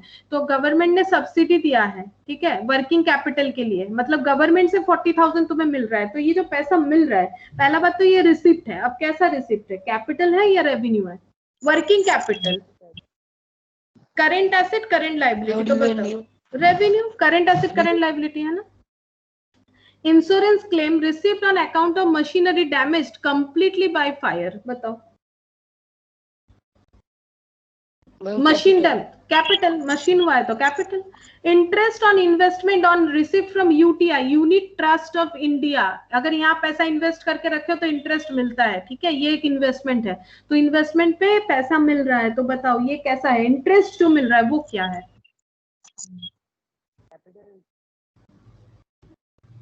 रेवेन्यू होगा। किसी भी चीज पे इंटरेस्ट मिलना क्या होता है, रेवेन्यू होता है। मान लो तुमने एफडी कर दिया और हर महीना बैंक तुम्हें मान लो तुम्हारा 10,000, ठीक है, थोड़ा छोटा अमाउंट ही लेते हैं, 10,000 तुमने एफडी करवाया है और बैंक क्या कर रहा है, तुम्हें 1% करके उस पर इंटरेस्ट दे रहा है, ठीक है, 100, तो ये तुम्हारा रेवेन्यू रिसिप्ट है ना, तुम्हें हर साल मिल रहा है, ठीक है, हर साल मिल रहा है, तो ये रेवेन्यू रिसिप्ट है। और जब तुम इन्वेस्टमेंट बेच दोगे, जैसे देखो इंटरेस्ट ऑन इन्वेस्टमेंट, बात को समझो, जब इंटरेस्ट मिल रहा है वो रेवेन्यू है, लेकिन जब इन्वेस्टमेंट को ही सेल कर दोगे, मान लो तुमने इन्वेस्टमेंट किया था यूटीआई पे, अब वो मान लो 5 साल का था, तो 5 साल तुम्हें इंटरेस्ट मिला, वो रेवेन्यू रिसिप्ट, हर साल इंटरेस्ट मिलते जा रहा है, दैट इज रेवेन्यू रिसिप्ट। लेकिन आफ्टर 5 ईयर्स तुम वो यूटीआई को कैंसिल कर रहे हो, मतलब इन्वेस्टमेंट तोड़ रहे हो, इन्वेस्टमेंट को सेल कर रहे हो, तो इन्वेस्टमेंट सेल करके जो पैसा आएगा वो कैपिटल रिसिप्ट होगा, लेकिन इन्वेस्टमेंट से जो इंटरेस्ट आता है वो रेवेन्यू रिसिप्ट होता है। एंड लास्ट देखो, लास्ट नहीं है और भी है, अच्छा, amount receipt from IDBI bank as a medium term loan for augmenting working capital is, अगर हम लोगों को आईडीबीआई बैंक से क्या मिल रहा है, एक मीडियम टर्म लोन हम लोगों ने लिया है ताकि हम लोग को वर्किंग कैपिटल जो है वो इनहेंस हो, हमारे पास वर्किंग कैपिटल का क्रंच हो रहा है, तो हम लोगों ने क्या किया, आईडीबीआई बैंक से एक मीडियम टर्म लोन लिया है, मीडियम टर्म लोन लिया है। तो बताओ ये लोन का पैसा जो हमारे पास आया वो क्या है, पहला बात तो वो रिसिप्ट होगा, यानी कौन सा रिसिप्ट होगा, कैपिटल। कैपिटल, यहाँ तो लोन लेना तो कैपिटल ही होता है ना, लोन लेना तो कैपिटल रिसिप्ट होता है, एक्सपेंडिचर तो होगा ही नहीं, लोन आना कैपिटल रिसिप्ट होगा। Question number 8, revenue from sale of product ordinarily is reported as part of the earning in the period in which the sale is made, the cash is collected, the products are manufactured। क्या बोल रहे हैं, revenue from sale of products, मतलब तुम जिस product का business कर रहे हो वो सेल कर रहे हो, वो सेल करके जो पैसा आ रहा है उसे बोला जाता है रेवेन्यू। तो revenue from sale of products ordinary मतलब नॉर्मल डे टू डे तुम जो तुम्हारा बिजनेस है उसका जो प्रोडक्ट सेल कर रहे हो, is reported as part of earning in the period, इसे हम लोग बोलेंगे हमारे बिजनेस का अर्निंग, ठीक है।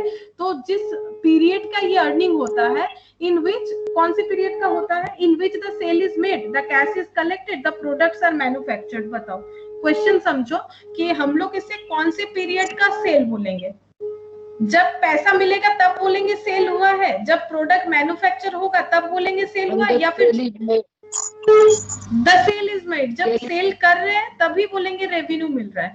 ये जो है कैपिटल रेवेन्यू से रिलेटेड नहीं है, यहाँ पर दिया हुआ है क्वेश्चन, ये नॉर्मल एक कॉमन सेंस वाला क्वेश्चन है कि रेवेन्यू जो आ रहा है सेल करके, जो रेवेन्यू जनरेट हो रहा है वो हम लोग ordinarily is reported as part of earning, इसे हम लोग बिजनेस का अर्निंग बोलते हैं, लेकिन कौन से पीरियड का अर्निंग बोलेंगे, मतलब कब अर्निंग बोलेंगे, जब डेटर मुझे पैसा देके जाएगा तब अर्निंग बोलेंगे, या फिर जब मैन्युफैक्चर कर रहे हैं तब अर्निंग बोलेंगे, या फिर जब सेल हो रहा है तब, जब सेल होता है तभी अर्निंग बोलते हैं, तभी तो हम लोग ट्रेडिंग में क्रेडिट सेल, कैश सेल हर चीज लिखते हैं ना, जब सेल होता है तभी बोलते हैं कि अर्निंग ऑकर हुआ है, क्योंकि हमारा अकाउंट तो किस बेसिस पे होता है, कैश एंड एक्रूवल दोनों बेसिस पे ही होता है, लेकिन हम लोग नॉर्मली क्या फॉलो करते हैं, एक्रूवल बेसिस, मतलब वहां पर कैश भी इंक्लूडेड होता है, तभी तो आउटस्टैंडिंग, प्रीपेड सारा चीज हम लोग लिखते हैं।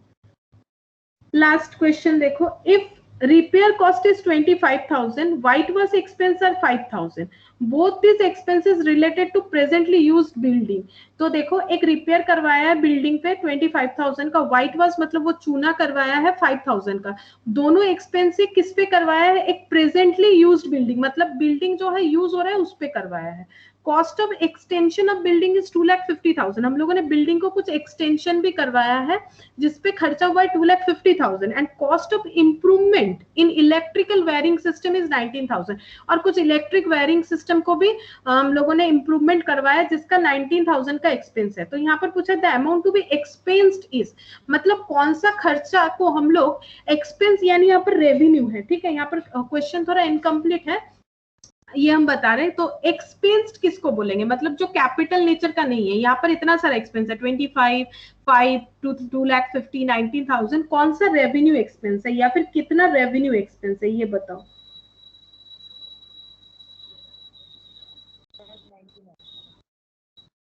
बताओ कितना रेवेन्यू एक्सपेंस है,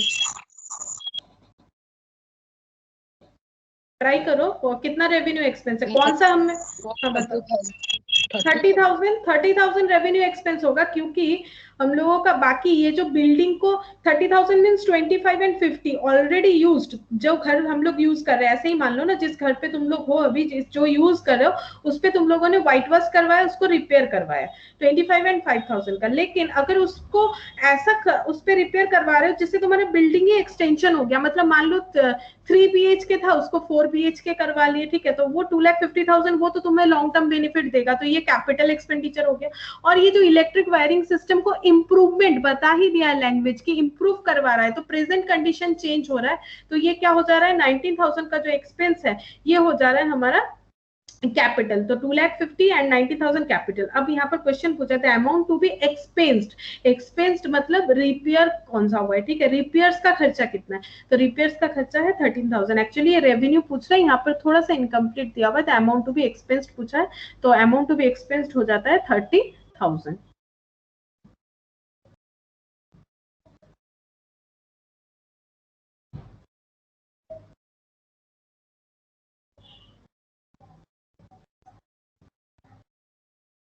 और ये सब रिपीटेड क्वेश्चन है, ठीक है, ये सब तुम लोग कर पाओगे। Overall expenses of second hand machinery purchased are revenue, बताओ ये ट्रू है कि फॉल्स है। Overall expenses of second hand machine खरीदे हो और जिसपे ओवरऑलिंग मतलब अभी मैंने बोला कि रिपेयर्स का खर्चा करवाए हो, तो बताओ ये रेवेन्यू होगा या फिर कैपिटल होगा। कैपिटल। हाँ, तो ये फॉल्स है, ठीक है, ये फॉल्स है। Money spend to reduce working expense is revenue expenditure, money spend किया जिससे तुम्हारा वर्किंग कैपिटल, वर्किंग एक्सपेंस मतलब वर्किंग कैपिटल एक्सपेंस जो है वो रिड्यूस हो गया, तो क्या ये रेवेन्यू होगा या कैपिटल होगा। कैपिटल। तो ये भी फॉल्स है। Legal expense to acquire property is capital expenditure, एक प्रॉपर्टी खरीदने जा रहे हो, ऑलरेडी जो प्रॉपर्टी है उसके रिलेटेड लीगल एक्सपेंस कैपिटल, ये ट्रू है, क्योंकि और हाँ क्योंकि अभी तक एक्वायर किया ही नहीं है, एक्वायर करने के लिए खर्चा कर रहे हो। Amount spent as lawyers fees to defend a suit claiming, ये तो वही वाला क्वेश्चन हो गया प्लेंटिव, ये क्या होता है, ये रेवेन्यू होता है, क्योंकि ऑलरेडी जो तुम्हारा जमीन है उस पे तुम पे कोई क्लेम कर दिया है और तुम उसे जो है वो डिफेंड करने के लिए तुम लॉयर का एक्सपेंस कर रहे हो, तो रेवेन्यू। अच्छा, amount spend for replacement of worn out part of a machine, machine का ओर्न आउट पार्ट जो है उसे रिप्लेस कर दो, मतलब एक मिनट म्यूट कर लो, म्यूट कर लो। Expenses incurred on the repairs and white wash, sorry, amount spend for replacement of worn out part of machine, worn out मतलब जो बेकार हो गया है वो पार्ट्स को खोल के नया पार्ट्स लगा रहे हो, तो इसमें तुम्हारा मशीन का कुछ भी एनहांस नहीं होगा, ठीक है। घर पे मान लो कुछ भी मशीन है, लाइक गैस जो होता है, ठीक है, गैस ओवन है, मान लो उसका नव खराब हो गया, उसका नव को चेंज कर रहे हो, तो इससे तुम्हारा गैस बेनिफिट कुछ थोड़ी देगा, तुम उसे ऑन ही नहीं कर पा रहे थे, अब वो लगा दिए तो उसे ऑन कर पाओगे। ओर्न आउट मतलब जो खराब हो गया उसको रिप्लेस कर रहे हो, तो इससे तुम्हारा फिक्स्ड एसेट का कुछ एनहांसमेंट नहीं होगा, इसीलिए कौन सा खर्चा हो जाएगा, रेवेन्यू, ठीक है, तो ये फॉल्स था। Expenses incurred on the repairs and white wash for the first time on purchase of an old building, ये क्या होगा बताओ, रेवेन्यू बता के रखा है, सही है कैपिटल, क्योंकि रेवेन्यू एक्सपेंस क्या है, रेवेन्यू एक्सपेंस हो ही नहीं सकता है, हम लोगों ने फर्स्ट टाइम परचेज किया था बिल्डिंग, ठीक है, बिल्डिंग तो अभी हमारे हाथ में है ही नहीं। Expense in connection with obtaining a licence for running cinema hall, cinema hall चलाना चाहते हो, लाइसेंस निकलवाना चाहते हो, तो कौन सा खर्चा होगा, फर्स्ट टाइम कर रहे हो, capital. Capital. Capital. Amount spend for the construction of temporary huts, ये तो फिर से वही आ गया, विच where necessary for construction, construction के लिए छोटा छोटा घर बना के रखे हो, ये कैपिटल, हाँ तो ये ट्रू है, ठीक है। क्वेश्चन नंबर 2, कैपिटल या रेवेन्यू फिर से बताना है, बताओ। Expenses incurred in connection with obtaining a licence for starting a factory, factory start करने के लिए लाइसेंस करवा रहे हो, क्या हो जाएगा, capital. 1,000 paid for removal of inventory to a new site, एक जगह से दूसरे जगह स्टॉक को ले जा रहे हो, इन्वेंट्री मीन स्टॉक होता है, उसकी वजह से खर्चा हुआ है 1,000 रुपीज, तो क्या होगा, कैपिटल। क्यों कैपिटल, कैपिटल क्यों कैपिटल क्यों होगा? रेवेन्यू होगा ना। तुम्हारा जो स्टॉक है तुम एक जगह से दूसरे जगह ले जा रहे हो, इससे तुम्हारे स्टॉक में थोड़ी कुछ एनहेंसमेंट आने वाला है, तुम्हारा कुछ बेनिफिट नहीं हो रहा है। ये तो तुम्हारे न्यू साइट पे काम हो रहा है, फिर से उसको जो रॉ मटेरियल है उसे लेके जा रहे हो, तो उसके लिए जो भी कैरेज वगैरह वेजेस वगैरह लग रहा है, तो ये तो बिजनेस का डे टू डे का एक्सपेंस है, तो ये क्या हो जाएगा? ये रेवेन्यू होगा। कैपिटल तो तभी होगा ना अगर वो खर्चा करने पे हमारे फिक्स्ड एसेट या तो हम लोग खरीद रहे हैं वो खर्चा करने पे, या तो फिक्स्ड एसेट जो ऑलरेडी है उसका कुछ चेंजेस हो रहा है, या फिर उसका बेनिफिट हम लोग को मोर देन 1 अकाउंटिंग ईयर मिलेगा। ये तीन ही पॉइंट तो वैलिड होते हैं ना, तो ये तीनों पॉइंट तो कुछ भी नहीं हो रहा है, तो revenue. Rings and pistons of an engine were change ही करवा दिया हम लोगों ने, रिपेयर नहीं करवाया। खराब हो गया तो उसकी जगह रिप्लेस भी नहीं करवाया, चेंज ही करवा दिया इंजन, और उससे फ्यूल एफिशिएंसी भी बढ़ गया है। तो बताओ ये जो इंजन होता है ये गाड़ी का एक क्या होता है? ये कैपिटल होगा। मनी पे किया है हम लोगों ने एमटीएनएल पे, और टेलीफोन लिया है, ठीक है, टेलीफोन इंस्टॉल करवाने के लिए कैपिटल, ठीक है, 8,000 का हम लोगों ने डिपॉजिट किया था पैसा। Factory shed was constructed at a cost of 1 lakh, a sum of 5,000 had been incurred in the construction of tempo, फिर से वही टेम्पोररी हार्ट फॉर स्टोरिंग, ये कैपिटल हो जाएगा।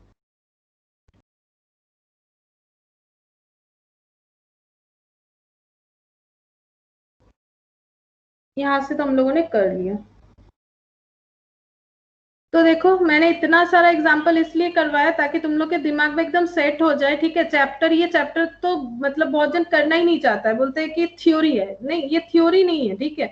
और थ्योरी पढ़ना भी कोई बुरा बात नहीं है, थ्योरी से ही प्रैक्टिकल बनता है। तो ये सब का तुम लोग का जो है क्लियर रहेगा, तो जब तुम लोग फाइनल अकाउंट्स करोगे, एनपीओ करोगे, तो तुम लोग एकदम क्लियरली समझ जाओगे कि कौन सा क्या हो रहा है, क्या कैपिटल होता है, क्या रेवेन्यू होता है। और जो भी पढ़ो, मतलब तुम लोग कॉमर्स पढ़ रहे हो तो कॉमर्स का तुम लोग को फुल नॉलेज होना चाहिए, ठीक है। तो आई होप कि ऐसा कहीं भी क्वेश्चन आए तुम लोगों के लिए, ये सब 11-12 में भी रहता है, कॉलेज में भी रहता है, प्रोफेशनल में भी रहता है, तो तुम लोगों को इसमें कोई भी दिक्कत ना हो। बस तुम लोग को लिखना जो है, मतलब रिटन जो करना है, जैसे यहाँ पर अगर पूछेगा कि क्यों नहीं है, तो तुम लोग को वो पॉइंट वगैरह बताना पड़ेगा कि क्यों नहीं है, कि इस तरह से नहीं है। तो जो जब हम एग्जाम लेंगे तुम लोग लिखोगे तो उससे हम सिटी है, और लिखने का कुछ नहीं, बस तुम लोग को ये बताना पड़ेगा दिस इज कैपिटल एक्सपेंडिचर और रेवेन्यू एक्सपेंडिचर। फर्स्ट पॉइंट ये होना चाहिए। सेकंड पॉइंट कि क्यों ये कैपिटल है और क्यों ये रेवेन्यू नहीं है, जिसके लिए पॉइंट्स वही रहेंगे वैलिड, कि कैपिटल होंगे तो तीन चीज तुम लोग को ध्यान में रखना चाहिए। कैपिटल एक्सपेंडिचर तभी होगा अगर वो हम लोग कैपिटल एसेट खरीदने के लिए कर रहे हैं, या फिर जो कैपिटल एसेट ऑलरेडी है उस पे एक्सपेंस करने पे उसका जो कंडीशन है वो एनहेंस हो रहा है, या फिर जो एक्सपेंस कर रहे हैं उससे हमें कुछ एंड्यूरिंग नेचर का मतलब बेनिफिट मिलेगा जो मोर देन 1 अकाउंटिंग ईयर होगा। और रेवेन्यू एक्सपेंडिचर पे क्या होगा? रेवेन्यू एक्सपेंडिचर जो डे टू डे बिजनेस पे हम लोग करते हैं, जिसका बेनिफिट हम लोगों को सिर्फ एक ही अकाउंटिंग ईयर तक ही मिलेगा, उसके आगे नहीं मिलेगा। ये हो गया एक्सपेंडिचर। और रिसिप्ट के बारे में जो आज हम लोगों ने पढ़ा, रिसिप्ट का क्या होगा? जब हम लोग कैपिटल रिसिप्ट कर रहे हैं, इसका मतलब या तो वो हम फाइनेंसिंग एक्टिविटी कर रहे हैं, या तो हम लोग किस कैपिटल रेज कर रहे हैं, या तो लोन ले रहे हैं किसी से, तो ये फाइनेंसिंग एक्टिविटी अगर कर रहे हैं तो कैपिटल रिसिप्ट है। इन्वेस्टिंग एक्टिविटी कर रहे हैं तो वो कैपिटल रिसिप्ट है, जैसे कि हम लोग एसेट खरीद रहे हैं तो ये कैपिटल रिसिप्ट है। और अगर हम लोग डे टू डे का कुछ सामान बेच रहे हैं, जैसे मान लो जो हमारा शॉप है, जिस वजह से जो मर्चेंडाइज गुड्स है हमारा, जिसमें हम लोग डील कर रहे हैं, वो सेल करके जो भी पैसा आ रहा है उसे हम लोग बोलेंगे रेवेन्यू रिसिप्ट, ठीक है। या फिर जो डे टू डे बेसिस पे आ रहा है उसे हम लोग बोलेंगे रेवेन्यू रिसिप्ट, ठीक है। और कैपिटल रिसिप्ट मतलब जो फिक्स्ड एसेट सेल करके आएगा उसे हम लोग बोलेंगे कैपिटल रिसिप्ट या फिर इन्वेस्टमेंट। और एक चीज होता है financing activity, fixed asset related to investing activity, and financing activity means capital raise करना थ्रू लोन हो जाए। लोन होगा तो लोन कैपिटल, खुद का पैसा होता है तो ओन कैपिटल, तो ये होता है कैपिटल रिसिप्ट। तो ये चैप्टर हम लोग का यहीं पर मतलब एंड होता है, ये पूरा कंप्लीट हो गया हम लोग को। बस तुम लोग को अपना जो है लिखने का कैपेसिटी जो है वो सही रखना है, कि जब तुम्हें ये एलाबोरेट करना हो तो विथ ट्रू फॉल्स सिर्फ लिखने से नहीं होगा। अगर सिर्फ लिखने बोल रहा है true false that's different, but अगर उसे एक्सप्लेन करने बोल रहा है, जैसे कि यहाँ दिया हुआ स्टेट विथ द रीजन, तो तुम लोग को रीजन लिखना पड़ेगा।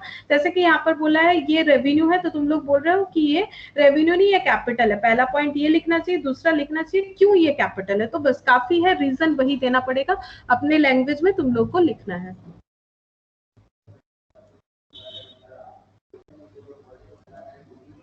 तो आज हम लोग इतना ही करते हैं, ठीक है। आज हम